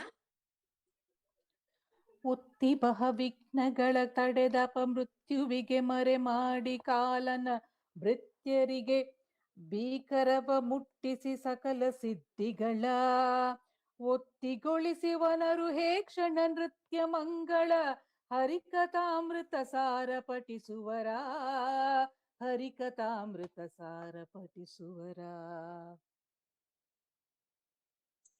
ಸೊಗಸಾಗಿ ಹಾಡ್ಕೊಟ್ರಿ ರೇಖಾ, ಈಶ್ವರ್ಗೆ ಧನ್ಯವಾದಗಳು. ಹೀಗೆ ಈ ಫಲಶ್ರುತಿಯಲ್ಲಿ ಶ್ರೀಧ ವಿಠಲದಾಸರು ಹೇಳ್ತಾ ಇದ್ದಾರೆ, ಆಗಲೇ ಹೇಳಿದ ಹಾಗೆ ಯಾರಿಗೇ ಆಗ್ಲಿ ಒಂದು ಕೆಟ್ಟ ಕಾಯಿಲೆ ಇರ್ಲಿ, ಅನಾರೋಗ್ಯವೇ ಇರ್ಲಿ, ರೋಗ ರುಜಿನವೇ ಇರ್ಲಿ, ಏನಾದ್ರೂ ಅಡ್ಡಿ ಆತಂಕಗಳು ಜೀವನದಲ್ಲಿ ಕಷ್ಟಗಳು ಅನೇಕವೇ ಬರ್ಲಿ, ಅದೆಲ್ಲವೂ ದೂರ ಆಗಿ ನಿಮಗೆ ಸಿದ್ಧಿ ಉಂಟಾಗತ್ತೆ, ನೀವು ಮಾಡೋ ಕೆಲಸಗಳಲ್ಲೆಲ್ಲ ಫಲಪ್ರದ ಆಗತ್ತೆ ಅಂತ ಹೇಳ್ತಾ, ನಿಮ್ಮ ಮನಗಳಲ್ಲೇ ಆ ಶ್ರೀಹರಿ ತೋರಿಕೊಳ್ತಾನೆ ಅಂತ. ಹೀಗೆ ನಮ್ಮ ಹೃತ್ಕಮಲದಲ್ಲೇ ಆ ಭಗವಂತ ತೋರಿಕೊಳ್ತಾನೆ ಅಂದ್ರೆ ಅದೇ ಈ ಗ್ರಂಥದ ದೊಡ್ಡ ಫಲ ಅಂತ ಹೇಳ್ಬೋದು. ಆ ಸಾಕ್ಷಾತ್ಕಾರಕ್ಕೆ ಕಾರಣ ಆಗತ್ತೆ ಈ ಹರಿಕಥಾಮೃತ ಸಾರ ಗ್ರಂಥ. ಅದೇ ಈ ಗ್ರಂಥದ ಮುಖ್ಯ ಲಾಭ ಅಂತ ಹೇಳ್ಬೋದು. ಹೀಗೆ ಹರಿಕಥಾಮೃತ ಸಾರವನ್ನ ಸವಿದಷ್ಟು ನಮ್ಮ ಬುದ್ಧಿಗೆ ಆಹಾರ ಆಗತ್ತೆ, ತಿಳಿದಷ್ಟು ನಮ್ಮ ಹೃತ್ಕಮಲ ಅರಳುತ್ತೆ. ಇನ್ನು ಚಿಂತನ ಮಂಥನ ಮಾಡಿದ್ರಂತೂ ಭವರೋಗವೇ ಪರಿಹಾರವಾಗಿ ಮುಕ್ತಿ ಪ್ರದಾಯಕ ಆಗತ್ತೆ. ಹೀಗೆ ಹರಿಕಥಾಮೃತ ಸಾರದ ಮೇಲ್ಪದರದ ಚಿಂತನೆಯನ್ನಷ್ಟೇ ನಾವಿದನ್ನ ಮಾಡಿದೀವಿ. ಇದಕ್ಕೆ ಅವಕಾಶ ಮಾಡಿಕೊಟ್ಟ ಎಲ್ಲರಿಗೂ ಹಾಗೂ ಇಷ್ಟ ತನಕ ಕೇಳಿದ ನಿಮಗೆಲ್ಲರಿಗೂ ಭಾರತೀ ರಮಣ ಮುಖ್ಯ ಪ್ರಾಣಾಂತರ್ಗತ ಲಕ್ಷ್ಮೀ ನರಸಿಂಹ ಮಂಗಳವನ್ನ ಉಂಟು ಮಾಡಲಿ ಅಂತ ಕೇಳ್ಕೊತೀನಿ. ಎಲ್ಲರಿಗೂ ಧನ್ಯವಾದಗಳು.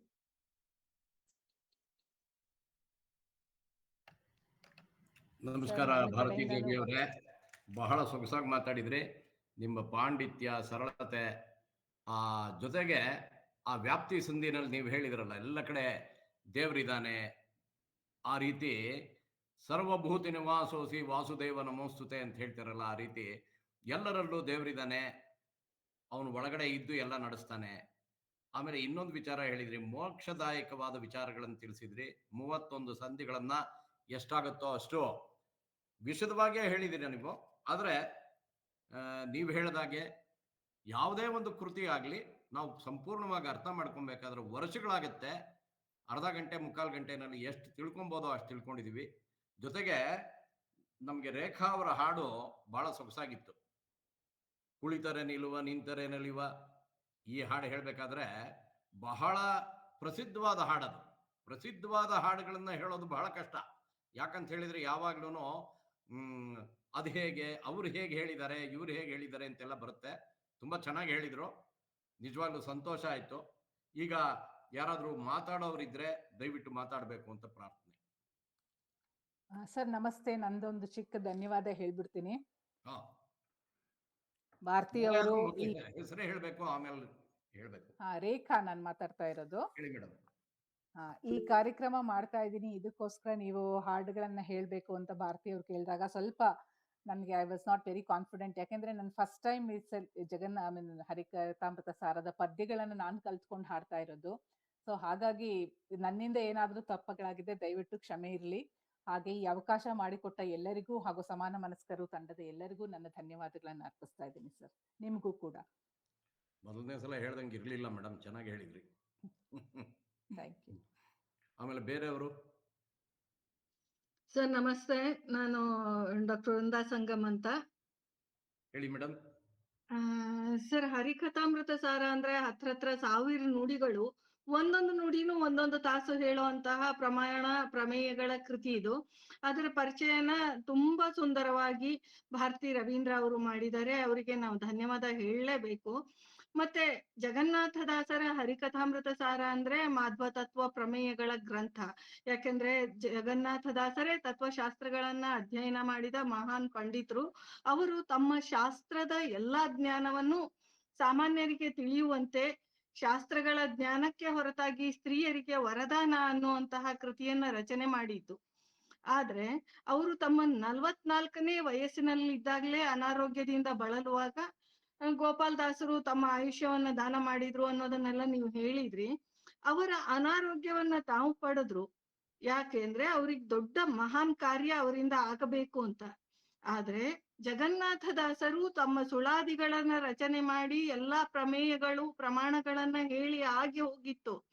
ಆಮೇಲೆ ತಮ್ಮ 80ನೇ ವಯಸ್ಸಿನಲ್ಲಿ ಹರಿಕಥಾಮೃತ ಸಾರ ಬರೆಯೋದಕ್ಕೆ ಪ್ರಾರಂಭ ಮಾಡಿದ್ರು. ಮುಂದೆ 4 ವರ್ಷಗಳ ಕಾಲ ಇದನ್ನ ಬರೆದ್ರು ಅಂತ ಹೇಳ್ತಾರೆ.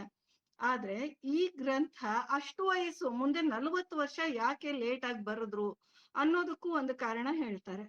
ನಮ್ಮ ಕನ್ನಡ ಕಾವ್ಯದಲ್ಲಿ ಮಹಾಲಿಂಗ ರಂಗ ಅನ್ನುವಂತಹ ಒಬ್ಬ ಕವಿ ಅನುಭವಾಮೃತ ಕಾವ್ಯ ಅನ್ನೋದನ್ನ ಶಿವಪಾರಮ್ಯದ ಕೃತಿ ಅದು, ಅದನ್ನ ರಚಿಸಿದ್ರು. ಅದು ತುಂಬಾ, ಅದು ಕೂಡನು ಇದರಲ್ಲೇ ಭಾಮಿನಿ ಷಟ್ಪದಿಯಲ್ಲೇ ಇದೆ. ತುಂಬಾ ಸುಂದರವಾದ ಕೃತಿ ಇದು. ಈ ಶಿವಪಾರಮ್ಯದ ಕೃತಿಗೆ ಉತ್ತರವಾಗಿ ಪ್ರಮಾಣ ಪ್ರಮೇಯಗಳ ಅನುಸಾರವಾಗಿ ಶ್ರೀ ಹರಿಪಾರಮ್ಯದ ಗ್ರಂಥ ಅಂತ ಬರಿಬೇಕು ಅಂತ ಭಾಮಿನಿ ಷಟ್ಪದಿಯಲ್ಲೇನೆ ಹರಿಕಥಾಮೃತ ಸಾರವನ್ನ ಜಗನ್ನಾಥದಾಸರು ಬರೆದ್ರು ಅಂತ ಹೇಳ್ತಾರೆ. ಈ ಮಹಾಲಿಂಗ ರಂಗ ಯಾರು, ಅವನ ಅನುಭವಾಮೃತ ಕಾವ್ಯ ಯಾವುದು ಅಂದ್ರೆ ನಮ್ಗೆಲ್ಲ ಗೊತ್ತಿಲ್ಲ. ಆದ್ರೆ ಆ ಕೃತಿಯ ಬಗ್ಗೆ ನಾವು ಹುಡುಕೊಂಡು ಹೋದ್ರೆ ನಮ್ಗೊಂದು ಕನ್ನಡದ ಕಾವ್ಯ ಅಂತ ಎಲ್ಲರಿಗೂ ಬಾಯಲ್ಲಿದೆ. ಕನ್ನಡ ಅಂದ್ರೆ ಸುಲಿದ ಬಾಳೆಯ ಹಣ್ಣಿನಂದದಿ, ಕಳೆದ ಸಿಗುರಿನ ಕಬ್ಬಿನಂದದೆ, ಅಳಿದ ಉಷ್ಣದ ಹಾಲಿನಂದದಿ ಸುಲಭವಾಗಿರ್ಪ ಲಲಿತವಹ ಕನ್ನಡದ ನುಡಿಯಲ್ಲಿ ತಿಳಿದು ತನ್ನೊಳು ತನ್ನ ಮೋಕ್ಷವ ಗಳಿಸಿಕೊಂಡರೆ ಸಾಲದೆ ಸಂಸ್ಕೃತದೊಳಿನ್ನೇನು ಅನ್ನುವಂತಹ ಉದಾಹರಣೆಯನ್ನ ನಾವು ಕೇಳೇ ಇದ್ದೀವಿ. ಅದೇ ಈ ಕೃತಿ ಅನುಭವಾಮೃತ. ತುಂಬಾ ಸುಂದರವಾದ ಕೃತಿ. ಆ ಕೃತಿಕಾರನ ಪ್ರತಿಯೊಂದು ವಾಕ್ಯಕ್ಕೂ ಉದಾಹರಣೆಯಾಗಿ ಉತ್ತರವಾಗಿ ಈ ಕೃತಿ ಬಂದಿದೆ. ಮತ್ತೆ ಅನುಭವಾಮೃತ ಆದ್ರೆ ಇದು ಹರಿಕಥಾಮೃತ. ಅದು ಕಾವ್ಯವಾದರೆ ಇದು ಸಾರ. ಅದು ಭಾಮಿನಿ ಷಟ್ಪದಿಯಲ್ಲಿದೆ, ಇದು ಭಾಮಿನಿ ಷಟ್ಪದಿಯಲ್ಲಿದೆ. ಭಾಮಿನಿ ಛಂದಸ್ಸಂತೂ ಗೊತ್ತೇ ಇದೆ. ಈ ಸುಲಿದ ಬಾಳೆಯ ಹಣ್ಣಿನಂದದಿ ಇದೆ ಅಲ್ಲ, ಇದಕ್ಕೆ ಉತ್ತರ ಹರಿಕಥಾಮೃತ ಸಾರದಲ್ಲೇ ಇದೆ. ಈ ನುಡಿನು ಪ್ರಾಕೃತೋಕ್ತಿಗಳೆಂದು ಬರಿದೆ ಮಹಾಕೃತಜ್ಞರು ಜರಿವರಲ್ಲದೆ ಸ್ವೀಕೃತವ ಮಾಡದಲೆ ಬಿಡುವರೆ ಸುಜನರಾದವರು. ಶ್ರೀಕೃತಿಪತಿ ಅಮಲ ಗುಣಗಳ ಈ ಕೃತಿಯೊಳುಂಟಾದ ಬಳಿಕ ಪ್ರಾಕೃತವೇ ಸಂಸ್ಕೃತದ ಸಡಗರವೇನು ಸುಜನರಿಗೆ. ಅನುಚಿತೋಕ್ತಿಗಳಿದ್ದರೇನು ಸರಿ ಗಣನೆ ಮಾಡದೆ ವಿದ್ವಜ್ಜನರು ವಿಜ್ಞಾಪನೆ ಮಾಡುವೆ ವಿನಯ ಪೂರ್ವಕದಿ. ಇದು ಹರಿಕಥಾಮೃತ ಸಾರದಲ್ಲೇ ಜಗನ್ನಾಥದಾಸರು ಕನ್ನಡದಲ್ಲಿ ಅನ್ನೋದಕ್ಕೆ ಹೇಳಿತು. ಹರಿಕಥಾಮೃತ ಸಾರ ಅಂದ್ರೇನು? ಹರಿ ಅಂದ್ರೆ ಪರಮ ಶ್ರೇಷ್ಠ, ಕಥಾ ಅಂದ್ರೆ ಲಕ್ಷ್ಮಿ ಹರಿಯ ಪತ್ನಿ, ಮತ್ತು ಅಮೃತ ಅಂದ್ರೆ ವಾಯುದೇವರು ಮಧ್ವಮತದ ಒಡೆಯರು. ಈ ಮೂರು ಮಧ್ವಮತದ ವಿಶೇಷದ ಸಾಧನೆಯ ಸಾರ ಇದು ಅಂತ ಹರಿಕಥಾಮೃತ ಸಾರದಲ್ಲಿ ಹೇಳಿದ್ದಾರೆ. ಹಂಗಾದ್ರೆ ಇದು ಮಾಧ್ವರಿಗೆ ಮಾತ್ರವೇ ಅಂದ್ರೆ ಅಲ್ಲ, ಇದು ಎಲ್ಲರಿಗೂ. ಹಂಗಾದ್ರೆ ಇದಕ್ ಸಾಕ್ಷಿಯಲ್ಲಿದೆ ಅಂದ್ರೆ ಸರ್ವದೇಶವು ಪುಣ್ಯ ದೇಶವು, ಸರ್ವಕಾಲವು ಪರ್ವಕಾಲವು, ಸರ್ವಜೀವರು ದಾನ ಪಾತ್ರರು, ಆ ನುಡಿನೂ ಇದೆ. ಇನ್ನೊಂದು ಆವ ಕುಲದವನಾದಡೇನು, ಇನ್ನಾವ ದೇಶದೊಳಿದ್ದಡೇನು, ಇನ್ನಾವ ಕರ್ಮವ ಮಾಡಲೇನು. ಹೀಗೆ ನೋಡ್ಕೊಂಡು ಹೋದ್ರೆ ಹರಿಕಥಾಮೃತ ಸಾರದಲ್ಲಿ ಒಂದು ತಾಸಿನಲ್ಲಿ ಈ ಮಿನಿಮಮ್ ಆಗಿ ಕೆಲವು ನುಡಿಗಳನ್ನು ಹೇಳಕ್ಕಾಗಲ್ಲ. ಆದ್ರಿಂದ ಇಂತಹ ನುಡಿಗಳು, ಇದು ಹರಿಕಥಾಮೃತ ಸಾರ ಅಂದ್ರೆ ಜ್ಞಾನಪೂರ್ವಕ ಗ್ರಂಥ, ಕೇವಲ ಮಾಧ್ವರದಲ್ಲ. ಮತ್ತೆ ಭಾರತೀಯ ಆಧ್ಯಾತ್ಮ ಅಂದ್ರೆ ಸೈಕಾಲಜಿ ಮತ್ತೆ ನ್ಯೂಮರಾಲಜಿ ಅಂತಾರಲ್ಲ, ಈ ಎರಡೂ ಅಂಶಗಳು ಇದರಲ್ಲಿದೆ. ವಿಭೂತಿ ಸಂಧಿ, ಪಂಚತನ್ಮಾತ್ರ ಸಂಧಿ ನ್ಯೂಮರಾಲಜಿಯಲ್ಲಿ ಬರತ್ತೆ. ಜ್ವರನೊಳಗೆ 26 ರೂಪದಿ, ದೀಪದೊಳು 13 ರೂಪ, ಹೀಗೆ ನ್ಯೂಮರಾಲಜಿ. ಮತ್ತೆ ಸೈಕಾಲಜಿಗೆ ಉದಾಹರಣೆ ನೋಡ್ಕೊಂಡ್ರೆ ಒಡಲ ನೆಳಲಂದದಲ್ಲಿ, ಮಳೆಯ ನೀರೋಣಿಯಲಿ, ಇಂತಹ ಅನೇಕ ನುಡಿಗಳನ್ನ ನಾವು ನೋಡಬಹುದು. ಹಿಂಗೆ ದೃಷ್ಟಾಂತಗಳು ಹಗಲು ನಂದ ದೀಪದಂದದಿ, ಹಿಂಗೆ 1 ಗಂಟೆಯಲ್ಲಿ ಪೀಠಿಕೆ ಎಲ್ಲ ಬರೀ 4 ಸಾಲುಗಳನ್ನು ಹೇಳೋದಕ್ಕಾಗಲ್ಲ. ಅವ್ರು ತುಂಬಾ ಸಮರ್ಥವಾಗಿ ಇದನ್ನ ಹೇಳಿದ್ದಾರೆ ಅಂತ ಮಾತ್ರ ಹೇಳಬಹುದು ಸರ್. ತುಂಬಾ ಚೆನ್ನಾಗಿತ್ತು. ಧನ್ಯವಾದಗಳು ಸರ್. ಅಪ್ಪ ಬೃಂದಾ ಸಂಗಮ್ ಅವರೇ, ಅವತ್ತು ನೀವು ಹರಟೆನಲ್ಲಿ ಭಾಗವಹಿಸಿದಾಗ್ಲೇ ನನಗೆ ಗೊತ್ತಾಯ್ತು ನೀವು ಯಾವ ಮಟ್ಟದವರು ಅಂತ. ಸಂತೋಷ ಆಯ್ತು ನೀವು ಮಾತಾಡಿದ್ದು. ಇನ್ನೇನು ಹೇಳಕ್ಕೆ ಧನ್ಯವಾದಗಳು. ವೃದ್ಧ ಧನ್ಯವಾದಗಳು. ನೀವು ಕೂಡ ಬಹಳ ವಿಷಯಗಳನ್ನ ಹೇಳಿದ್ರಿ. ತುಂಬಾ ತುಂಬಾ ಚೆನ್ನಾಗಿತ್ತು. ಧನ್ಯವಾದಗಳು ಭಾರತೀಯವರೇ. ಮುಂದಿನ ಇದರಲ್ಲಿ ಕೇಳೋದಕ್ಕೆ ನಾನಂತೂ ಉತ್ಸುಕಳಾಗಿದ್ದೀನಿ. ಒಂದೊಂದೇ ಸಂಧಿಯ ಬಗ್ಗೆ ನಾವು ಕೇಳಬಹುದು, 1 ತಿಂಗಳಿಗೆ ಒಂದಾದ್ರೂ ಇಟ್ಕೊಂಡು ಕೇಳಬಹುದು ಅಂತ ನನ್ನ ಅಭಿಪ್ರಾಯ ಸರ್. ಖಂಡಿತ. ಆಮೇಲೆ ಇದು ಒಂದೇ ಸಲ ಮಾಡೋ ಅಂತದಲ್ಲ, ನಿಮ್ಮಿಂದನೂ ಮಾಡಿಸ್ತೀವಿ. ಆಯ್ತು ಸರ್, ಆಯ್ತು ಸರ್. ಆಮೇಲೆ ಧನ್ಯವಾದಗಳು. ಯಾರು ಮಾತಾಡೋರು ಇದ್ದಾರೆ? ಸರೋಜಾ ಅವರು.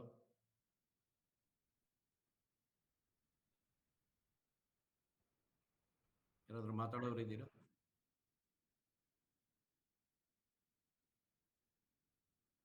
ವೇದಾವತಿ ಅವರೇ ಮಾತಾಡಿ. ಇಬ್ರು ವೇದಾವತಿ ಇದ್ದಾರೆ. ಹರೇ ಶ್ರೀನಿವಾಸ.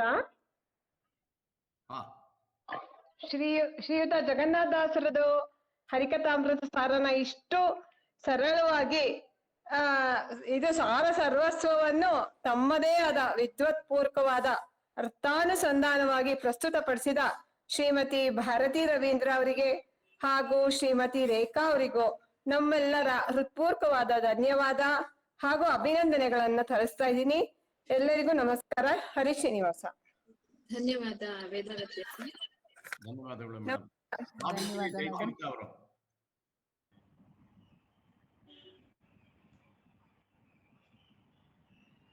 ಸಾವಿತ್ರಿ ಜಯತೀರ್ಥ ಮಾತಾಡ್ತೀರಾ?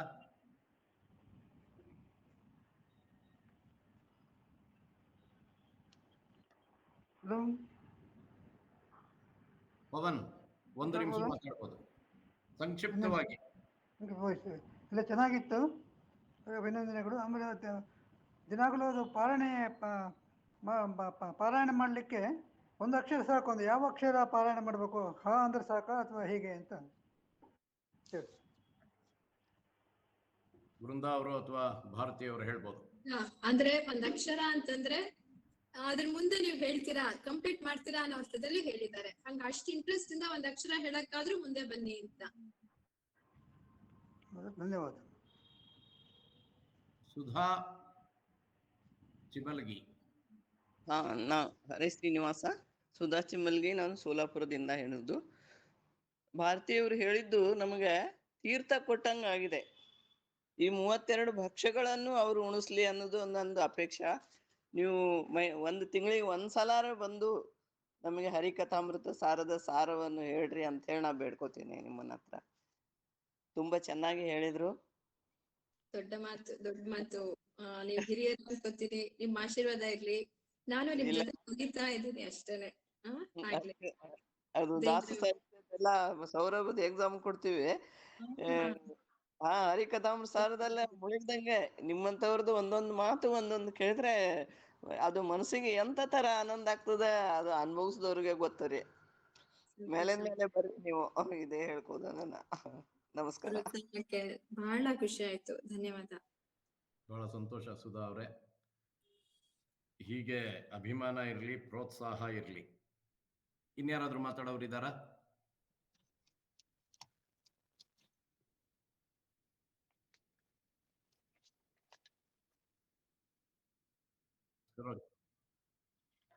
ಸರೋಜಿನಿ ಅವರು.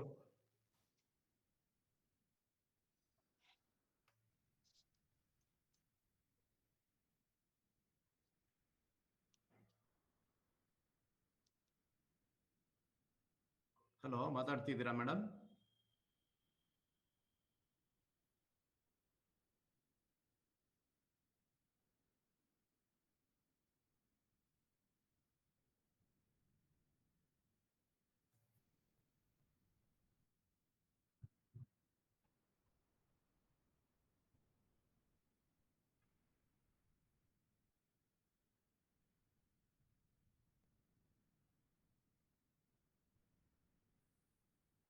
ಸರ್ ಅವರು ಶಿ ಲೆಫ್ಟ್ ಅಂತ ಬಂತು. ಲೆಫ್ಟ್ ಆಗಿದ್ದಾರೆ, ಮತ್ತೆ ಜಾಯಿನ್ ಆಗ್ತಾರ ಏನೋ. ಮಹಾಬಲ KN ಅವರು ಮಾತಾಡ್ತಾರಾ? ನರಸಿಂಹಸ್ವಾಮಿಗಳ ಮಗ ಅವರು. ನರಸಿಂಹಸ್ವಾಮಿಗಳ ಮಗ ಮಹಾಬಲ ಅವರು. ಸೊಗಸಾದ ಉಪನ್ಯಾಸ, ಉತ್ತಮವಾದ ಆಡಿಕೆ, ಚರ್ಚೆಯು ಚೆನ್ನಾಗಿತ್ತು. ನಾವು ಕಲಿಯೋದು ಬೇಕಷ್ಟಿದೆ. ಅಭಿನಂದನೆಗಳೆಲ್ಲರಿಗೂ. ಸದ್ಯಕ್ಕೆ ಇಷ್ಟೇ, ಆಮೇಲೆ ತಿಳ್ಕೊಂಡ್ಮೇಲೆ ಹೆಚ್ಚಿಗೆ ಮಾತಾಡೋಣ. ಅನಂತ ಧನ್ಯವಾದಗಳು ಸರ್. ಧನ್ಯವಾದ. ನರಸಿಂಹಸ್ವಾಮಿಗಳ ಮಗನೇ ನಿಮ್ಗೆ ಹೇಳ್ಬಿಟ್ರಲ್ಲ ಭಾರತೀಯವರೇ, ಇನ್ನೇನು. ಬಹಳ ಖುಷಿ ಆಯ್ತು. ಎಲ್ಲರ ಪ್ರೋತ್ಸಾಹ ತಿಳ್ಕೊಳ್ಳುವಂತ ವಿಷಯ ದಯವಿಟ್ಟು ತುಂಬಾ ಚೆನ್ನಾಗಿ ಹೇಳಿದ್ರಿ. ಆಸಕ್ತಿ ಬರೋತ್ತರ ನಿಜವಾಗ್ಲೂ ತಿಳ್ಕೊಳ್ಳೋ ಒಂದು ಪ್ರಯತ್ನ ಮಾಡ್ತೀನಿ ನಾನು ಅಷ್ಟೇ. ಆಗ್ಲಿ sir. Thank you sir. Thank you. Savitri Jayatirtha ಅವ್ರೇನಾದ್ರು ಮಾತಾಡ್ತೀರಾ? ಅನ್ಮ್ಯೂಟ್ ಮಾಡಿಕೊಂಡು.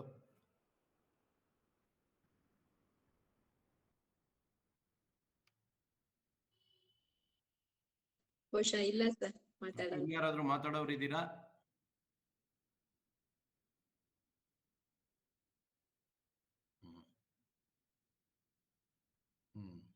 ಮೇಡಮ್ ಬೇಕಾದ್ರೆ ಅನ್ಮ್ಯೂಟ್ ಮಾಡ್ಕೊಂಡು ಮಾತಾಡಿ.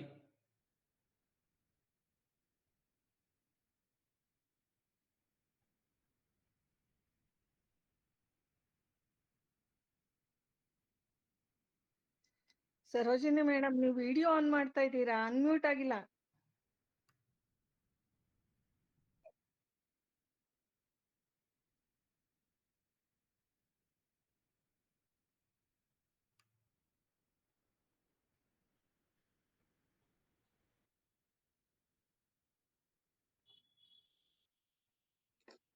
ಹಾ, ನಮಸ್ತೆ ಭಾರತಿ, ಅಭಿನಂದನೆಗಳು. ತುಂಬಾ ಚೆನ್ನಾಗಿತ್ತು ನಿಂದು ಉಪನ್ಯಾಸ. ಅಯ್ಯೋ ಮುಗ್ದೇ ಹೋಯ್ತಲ್ಲ ಅಂತ ಅನಿಸ್ತಾ ಇತ್ತು. ತುಂಬಾ ಚೆನ್ನಾಗಿ ಮಾತಾಡ್ದಿ. ಹರಿಕಥಾಮೃತ ಸಾರ ತುಂಬಾ ಯಾವಾಗ್ಲೂ ಕೇಳ್ಬೇಕು ಅಥವಾ ಅದ್ರ ಬಗ್ಗೆ ಇನ್ನೂ ತಿಳ್ಕೊಬೇಕು ಅಂತ ನೀನೆಲ್ಲ ಎಕ್ಸಾಮ್ ಎಲ್ಲ ತಗೊಳ್ಳುವಾಗನು ನಾನು ಅನ್ಕೊಳ್ತಾ ಇದ್ದೆ. ನಿನ್ ಜೊತೆಗೆ ಈ ವಿಷಯವಾಗಿ ಮಾತಾಡ್ಬೇಕು, ಎಷ್ಟೊಂದು ಅರ್ಥವಾಗದೆ ಇರೋಂಥ ವಿಷಯಗಳು ಇದೆ ಅಂತ.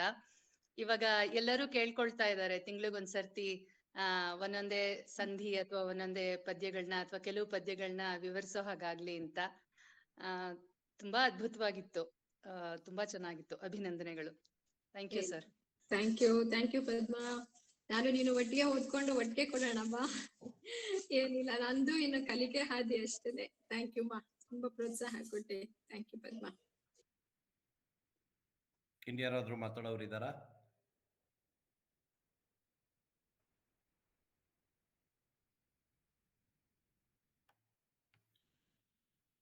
ಓಕೆ, ಅಶ್ವಥ್ ಅವರು ಮಾತಾಡ್ಬೋದು.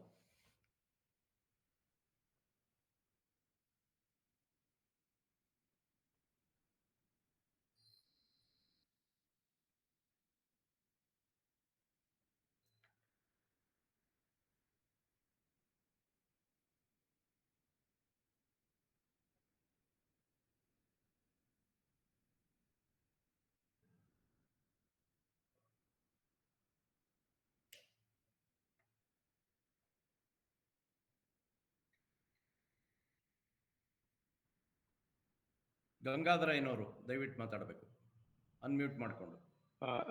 ನಮಸ್ತೆ ಸರ್. ನಾನು ಗಂಗಾಧರಯ್ಯ, ಸಿಡ್ನಿ ನಗರ, ಆಸ್ಟ್ರೇಲಿಯಾದಿಂದ ಮಾತಾಡ್ತಿದ್ದೀನಿ. ಹೋದ್ಸಲನು ಭಾರತಿ ಮೇಡಮ್ ಅವ್ರದ್ದು ಜ್ಯೋತಿಷ್ಯ ಶಾಸ್ತ್ರ ಬಗ್ಗೆನೂ ಕೇಳಿದ್ದೆ. ತುಂಬಾ ಚೆನ್ನಾಗಿ ವಿವರಣೆ ಕೊಟ್ಟಿದ್ರು. ಇಂದು ಅಷ್ಟೇ ಅವರು ಸಾಗರಕ್ಕೆ ಹೋಲಿಸ್ಬೋದು, ಅಷ್ಟೊಂದು ವಿಷಯಗಳು ತಿಳ್ಕೊಂಡಿದ್ದಾರೆ. ಅವರಿಗೂ ಹಾಗೂ ರೇಖಾ ಮೇಡಮ್ ಅವ್ರಿಗೂ, ನಿಮಗೂ, ಡಾಕ್ಟರ್ ಅಶ್ವಥ್ ಕುಮಾರ್ ಸರ್ ಅವ್ರಿಗೆಲ್ಲರಿಗೂ ಹೃದಯಪೂರ್ವಕ ವಂದನೆಗಳು, ಅಭಿನಂದನೆಗಳು ಸರ್.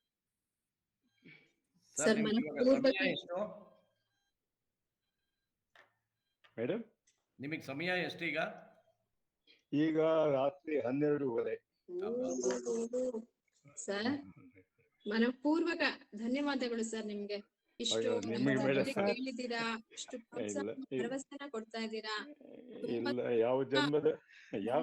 ಯಾವ ಜನ್ಮದ ಪುಣ್ಯದ ಫಲವೋ ನಾನು ನಿಮ್ಮಂತವ್ರ ವಿಷಯಗಳೆಲ್ಲ ಕೇಳುತ್ತ ಸೌಭಾಗ್ಯನ ಡಾಕ್ಟರ್ ಅಶ್ವಥ್ ಕುಮಾರ್ ಸರ್ ಕಲ್ಪಿಸಿಕೊಟ್ಟವ್ರೆ. ಎಲ್ಲ ಒಂದು ಅವ್ರಿಗೆ ಸಲ್ಲುತ್ತೆ ಮೇಡಮ್. ನಮ್ದೇನು ವಿಶೇಷ ಇಲ್ಲ. ಸಂತೋಷ ಮೇಡಮ್. ಇನ್ನು ನಿಮ್ಮ ಕಾರ್ಯಕ್ರಮಗಳು ನಾವು ಕೇಳ್ಬೇಕಂತ ತುಂಬಾ ಆಸೆ ಇದೆ. ದಯವಿಟ್ಟು ಬರಬೇಕು, ಭಾಗವಹಿಸ್ಬೇಕು, ನಮಗೆ ಸ್ವಲ್ಪ ಸಂತೋಷ ಪಡಿಸ್ಬೇಕು. ಖಂಡಿತ ಸರ್, ಖಂಡಿತ. ದೊಡ್ಡ ಮಾತು. Thank you sir. Thank you madam. Thank you.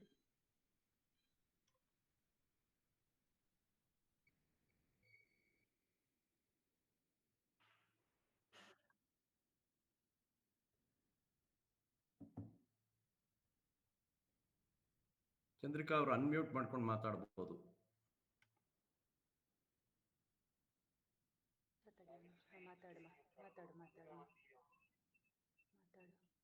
Vedavathi ಮಾತಾಡಿದ್ರು. ನಮಸ್ಕಾರ. ಹರಿಕಥಾಮೃತ ಸಾರ ಅನ್ನೋದು ಮೊಗೆದಷ್ಟು ಕುಡಿದಷ್ಟು ತೃಪ್ತಿಯಾಗದಂಥ ಒಂದು ಮಹಾಕಾವ್ಯ. ಅದು ಕನ್ನಡದಲ್ಲಿ ಜಗನ್ನಾಥ ದಾಸರು ಮಾಡಿ ಮಹಿಳೆಯರಿಗೆ ತುಂಬ ಉಪಕಾರ ಮಾಡಿಕೊಟ್ಟಿದ್ದಾರೆ. ಸುಧಾ ಅಂತ ಹೇಳ್ತಾರೆ, ಕನ್ನಡದ ಸುಧಾ ಅಂತ ಹೇಳ್ತಾರೆ ಅದನ್ನು. ಅದು ಎಷ್ಟು ಕೇಳಿದ್ರು ತೃಪ್ತಿನೇ ಆಗಲ್ಲ. ಇನ್ನೂ ಕೇಳಿದಷ್ಟು ಇನ್ನೂ ಕೇಳ್ತಾ ಇರೋಣ ಅನ್ಸುತ್ತೆ. ತುಂಬ ಸಂತೋಷ ಆಯಿತು ಭಾರತಿ ಬಾಯಲ್ಲಿ ಇಷ್ಟೊಂದು ವಿವರವಾಗಿ ಕೇಳಿ. ಭಾರತಿಗೆ ಧನ್ಯವಾದಗಳನ್ನು ಅರ್ಪಿಸ್ತಾ ಇದ್ದೀನಿ. ಧನ್ಯವಾದಗಳು ಅಮ್ಮ. ನಂಗೆ ಬಹಳ ಖುಷಿ ಆಯ್ತು ನೀವು ಹೇಳಿದ್ದು ಆಶೀರ್ವಾದ ಆಯ್ತು. ತುಂಬಾ ಮನಪೂರ್ವಕ ಸಂತೋಷ ಆಯ್ತಮ್ಮ. ಹರೇ ಶ್ರೀನಿವಾಸ. ಹರೇ ಶ್ರೀನಿವಾಸ ಅಮ್ಮ.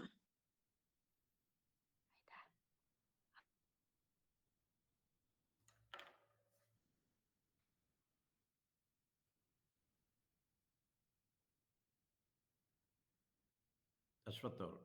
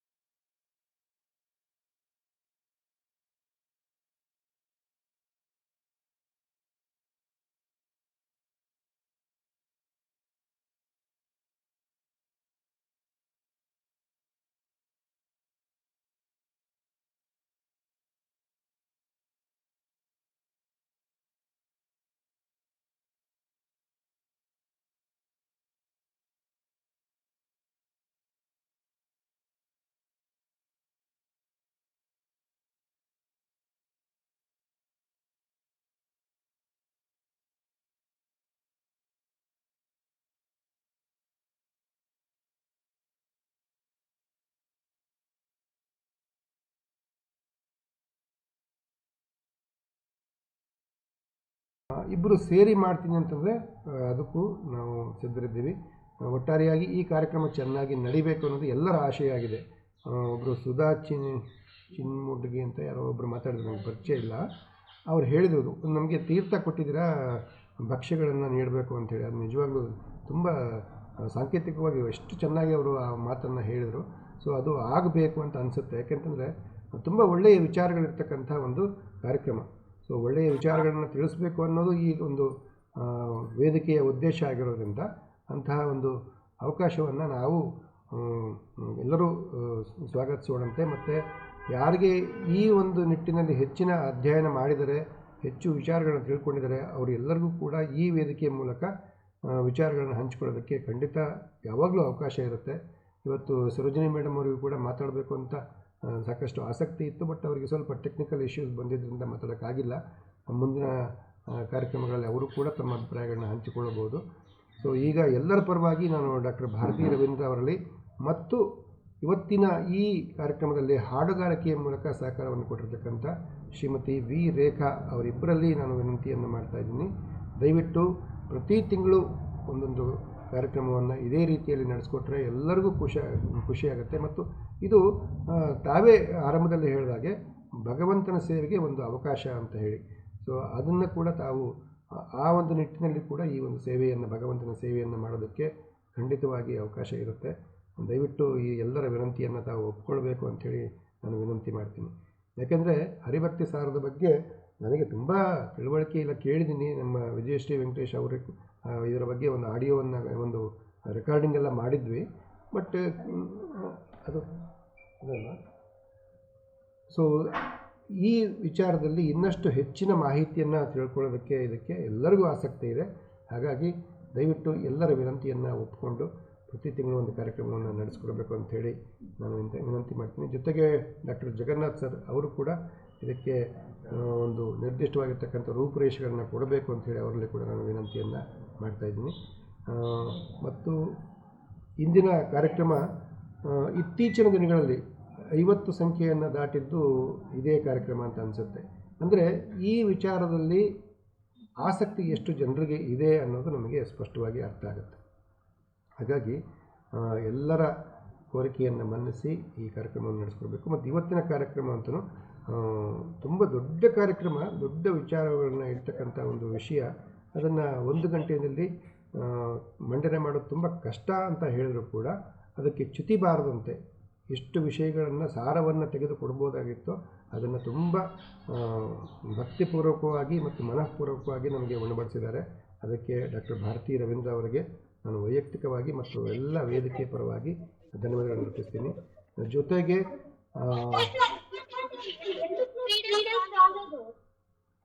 ಜೊತೆಗೆ ಶ್ರೀಮತಿ ರೇಖಾ ಅವರು ಕೂಡ ಒಳ್ಳೆಯ ಸಹಕಾರವನ್ನು ನೀಡಿದ್ದಾರೆ, ಹಾಡುಗಾರಿಕೆಯಲ್ಲಿ ಒಳ್ಳೆಯ ಸಹಕಾರವನ್ನು ನೀಡಿದ್ದಾರೆ.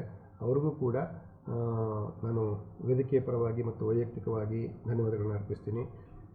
ಇವತ್ತಿನ ಈ ಕಾರ್ಯಕ್ರಮಕ್ಕೆ ಒಳ್ಳೆಯ ಪ್ರಾರ್ಥನೆಯನ್ನು ಹೇಳ್ತಕ್ಕಂಥ ಶ್ರೀಮತಿ ವಿಜಯಶ್ರೀ ವೆಂಕಟೇಶ್ ಅವರಿಗೂ ಕೂಡ ನಾನು ಎಲ್ಲರ ಪರವಾಗಿ ಮತ್ತು ವೈಯಕ್ತಿಕವಾಗಿ ಹೃದಯಪೂರ್ವಕ ಧನ್ಯವಾದಗಳನ್ನು ಅರ್ಪಿಸ್ತೀನಿ.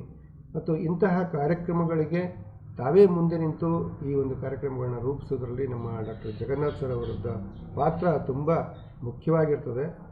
ಅವರಿಗೆ ನಿಜವಾಗಲೂ ಕೂಡ ಎಲ್ಲರ ಪರವಾಗಿ ಇಂಥ ಕಾರ್ಯಕ್ರಮಗಳ ಒಂದು ಆಲೋಚನೆ ಮತ್ತು ಆಯೋಜನೆ ಮಾಡ್ತಕ್ಕಂಥ ಜವಾಬ್ದಾರಿ ಖಂಡಿತವಾಗಿ ತುಂಬ ಚೆನ್ನಾಗಿ ನಿರ್ವಹಿಸ್ತಾ ಬಂದಿದ್ದಾರೆ. ಅವರಿಗೂ ಕೂಡ ತಮ್ಮೆಲ್ಲರ ಪರವಾಗಿ ಮತ್ತು ವೈಯಕ್ತಿಕವಾಗಿ ಧನ್ಯವಾದಗಳನ್ನು ಅರ್ಪಿಸ್ತೀನಿ. ಸೊ ಮತ್ತೊಮ್ಮೆ ಈ ಥರದ ಕಾರ್ಯಕ್ರಮಗಳು ಈ ವೇದಿಕೆಯ ಮೂಲಕ ನಡೀಬೇಕು ಅಂತಂದರೆ ಇದೇ ರೀತಿ ಹೆಚ್ಚಿನ ಸಂಖ್ಯೆಯಲ್ಲಿ ದಯವಿಟ್ಟು ಭಾಗವಹಿಸಿ. ಮತ್ತು ಮುಂದಿನ ಭಾನುವಾರ 7ನೇ ತಾರೀಕು, ಜುಲೈ 7ನೇ ತಾರೀಕು ಒಂದು ಇದೇ ವಿಷಯಕ್ಕೆ ಸಂಬಂಧಪಟ್ಟಂತೆ ಅಥವಾ ಆಧ್ಯಾತ್ಮಿಕ ವಿಚಾರಕ್ಕೆ ಸಂಬಂಧಪಟ್ಟಂತೆ ಒಂದು ಚರ್ಚೆಯ ಕಾರ್ಯಕ್ರಮವನ್ನು ಇಟ್ಕೊಂಡಿದ್ದೀವಿ. ದಯವಿಟ್ಟು ಆ ಕಾರ್ಯಕ್ರಮದಲ್ಲಿ ಕೂಡ ಇದೇ ರೀತಿ ಭಾಗವಹಿಸಿ ನಿಮ್ಮ ನಿಲುವುಗಳನ್ನು ಅಥವಾ ನಿಮ್ಮ ಅಭಿಪ್ರಾಯಗಳನ್ನು ಮುಕ್ತವಾಗಿ ಹಂಚಿಕೊಳ್ಳೋದಕ್ಕೆ ಅವಕಾಶ ಇರುತ್ತೆ. ದಯವಿಟ್ಟು ಇದೇ ರೀತಿಯಲ್ಲಿ ಹೆಚ್ಚಿನ ಸಂಖ್ಯೆಯಲ್ಲಿ ಭಾಗವಹಿಸಿ ಅಂಥೇಳಿ ಎಲ್ಲರಲ್ಲಿ ನಾನು ವಿನಂತಿಯನ್ನು ಮಾಡ್ತಾಯಿದ್ದೀನಿ. ಇಲ್ಲಿಗೆ ಇವತ್ತಿನ ಕಾರ್ಯಕ್ರಮವನ್ನು ಮುಕ್ತಾಯ ಮಾಡೋಣ ಅಂತ ಅನಿಸುತ್ತೆ. ಮತ್ತೊಮ್ಮೆ ಒಂದು ಸಣ್ಣ ವಿನಂತಿ. ಮುಂದಿನ ವಾರ 7ನೇ ತಾರೀಕು ತನಾಶ್ರೀ ಅವರು ನಮ್ಮ ಸಮೂಹದಲ್ಲಿ 5 ಗಂಟೆಗೆ ಹರಿಭಕ್ತಿ ಸಾರದ ಬಗ್ಗೆ ಮಾತಾಡ್ತಾ ಇದ್ದಾರೆ. ಯಾರು ಶೀಲಾ ಮೇಡಮ್ ಮಾತಾಡ್ತಾ ಇರೋದಾ? ನಾನು ವೃಂದಾ ಮೇಡಮ್. ಓಕೆ. ಹೇಗೆ ಮೇಡಮ್, ಅದನ್ನ ಇಲ್ಲಿಗೆ ನಾವು ಇದಕ್ಕೆ ಲಿಂಕ್ ಮಾಡ್ಕೋಬೋದಾ? ಅವಕಾಶ ಇರುತ್ತಾ? 100% ಸರ್. ನಾನು ಸಾಟರ್ಡೆ ಈ ಗ್ರೂಪ್ ಅಲ್ಲೂ ಲಿಂಕ್ ಹಾಕ್ತೀನಿ. ಹಾಗಿದ್ರೆ 5 to 6 ಇರುತ್ತೆ. ಸರಿ. ಹಾಗಿದ್ರೆ 7ನೇ ತಾರೀಕು ನಾವು ಅಂದ್ಕೊಂಡಿದ್ದಂಥ ಕಾರ್ಯಕ್ರಮವನ್ನು ಮುಂದಿನ ವಾರಕ್ಕೆ ಅದನ್ನು ಮುಂದೂಡೋಣ ಅಂತ, ಏನೂ ಸಮಸ್ಯೆ ಇಲ್ಲ. ಖಂಡಿತವಾಗಿ ತನಾಶಿ ಗುರುಗಳ ಬಗ್ಗೆ ಎಲ್ಲರಿಗೂ ಪರಿಚಯ ಇದೆ. ಅವರ ಮೂಲಕ ನೀವೇ ಅವ್ರ ನಂಬರ್ ಕೊಟ್ಟಿದ್ರಿ. ನಾನು 2 ತಿಂಗಳಿಂದ ಬೆಂದಿದ್ದು ಶುರು ಮಾಡಿದ್ದೀನಿ, ಅದಕ್ಕಾಗಿ ಹೇಳಿದೆ ಅಷ್ಟೇ. ಆಯ್ತು ಮೇಡಮ್, ಆಯ್ತು. ಖಂಡಿತ ಹರಿಭಕ್ತಿ ಸಾರ ನಮ್ಮ ತನಾಶಿ ಅವರು ಹರಿಭಕ್ತಿ ಸಾರದ ಬಗ್ಗೆ ಬಹಳ ದಿನ ವಾಟ್ಸಪ್ ನಲ್ಲಿ ಬರೀತಿದ್ರು. ಆಮೇಲೆ ಪುಸ್ತಕನೂ ಪ್ರಕಟಿಸಿದ್ದಾರೆ, ಒಂದೆರಡು ಭಾಷಣಗಳನ್ನು ಮಾಡಿದ್ದಾರೆ. ಹೌದು ಸರ್, ಅವ್ರ ಪುಸ್ತಕ ಇದೆ, ಅದಕ್ಕಾಗಿ ನಾನು ಇದನ್ನ ವಿಷಯ ಅವರಿಗೆ ಟ್ವೀಟ್ ಮಾಡಿದ್ದು. ಓಕೆ ಮೇಡಮ್, ಅದರ ಲಿಂಕನ್ನು ನಮ್ಮ ಗ್ರೂಪಲ್ಲಿ ಶೇರ್ ಮಾಡಿ, ಅಥವಾ ಇಲ್ಲಿ ಕೆಲವರು ನಮ್ಮ ಗ್ರೂಪಲ್ಲಿ ಇಲ್ಲದೇ ಇದ್ದವರು ಕೂಡ ಇವತ್ತು ಜಾಯಿನ್ ಆಗಿದ್ದಾರೆ. ಅವ್ರಿಗೆ ಹೇಗೆ ತಲುಪಿಸ್ಬೇಕೋ ಗೊತ್ತಿಲ್ಲ. ಯಾರಿಗಾದ್ರೂ ಆಸಕ್ತಿ ಇದ್ದರೆ ಓಕೆ ಸರ್. ಸೊ ಮುಂದಿನ ವಾರ ಖಂಡಿತವಾಗಿ ನಾವು ಕೂಡ ಅಲ್ಲಿ ಅದೇ ಕಾರ್ಯಕ್ರಮದಲ್ಲಿ ಸೇರ್ಬೋದು. ಅದಾದ ನಂತರ ಈ ಚರ್ಚೆಯನ್ನು ನಾವು ಏನು ಆಧ್ಯಾತ್ಮದ ವಿಚಾರದ ಬಗ್ಗೆ ಚರ್ಚೆಯನ್ನು ಇಟ್ಕೊಂಡಿದ್ವಿ, ಅದನ್ನು ಮತ್ತೊಂದು ವಾರಕ್ಕೆ ಮುಂದೂಡೋಣಂತೆ.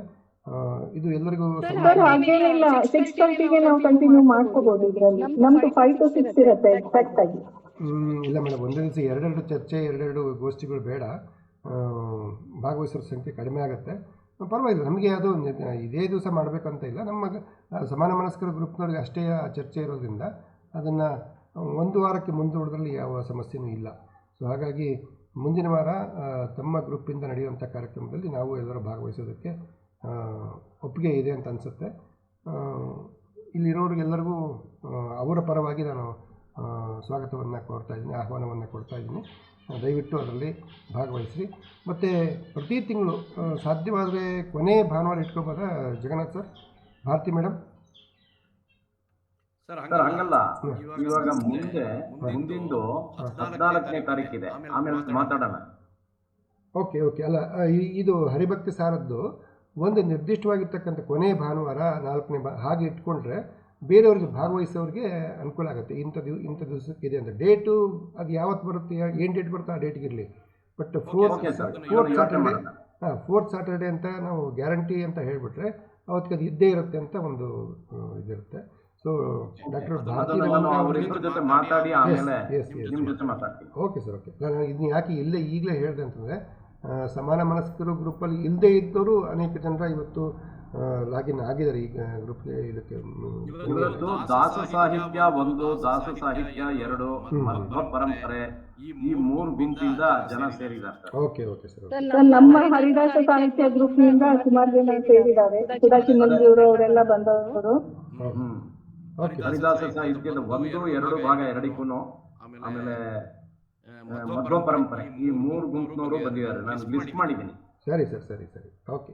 ಹಾಗಿದ್ರೆ ಅದನ್ನು ನೀವೇ ನಿರ್ಧಾರ ಮಾಡಿ ಅದು ಎಲ್ಲರಿಗೂ ಆ ವಿಷಯ ತಲುಪೋ ಹಾಗೆ ನೀವು ದಯವಿಟ್ಟು ಸ್ವಲ್ಪ ಗಮನ ಹರಿಸ್ಬೇಕು ಸರ್.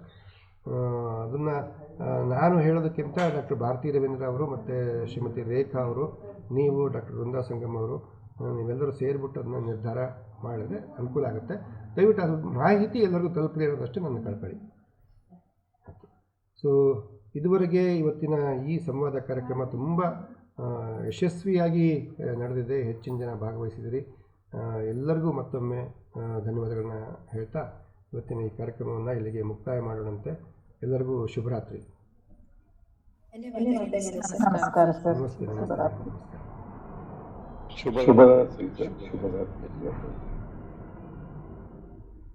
ಸರ್ ನಮಗೆ ಶುಭ ಮುಂಜಾನೆ ಆಗ್ಬಿಟ್ಟಿದೆ ಗಂಗಾಧರ ಸರ್.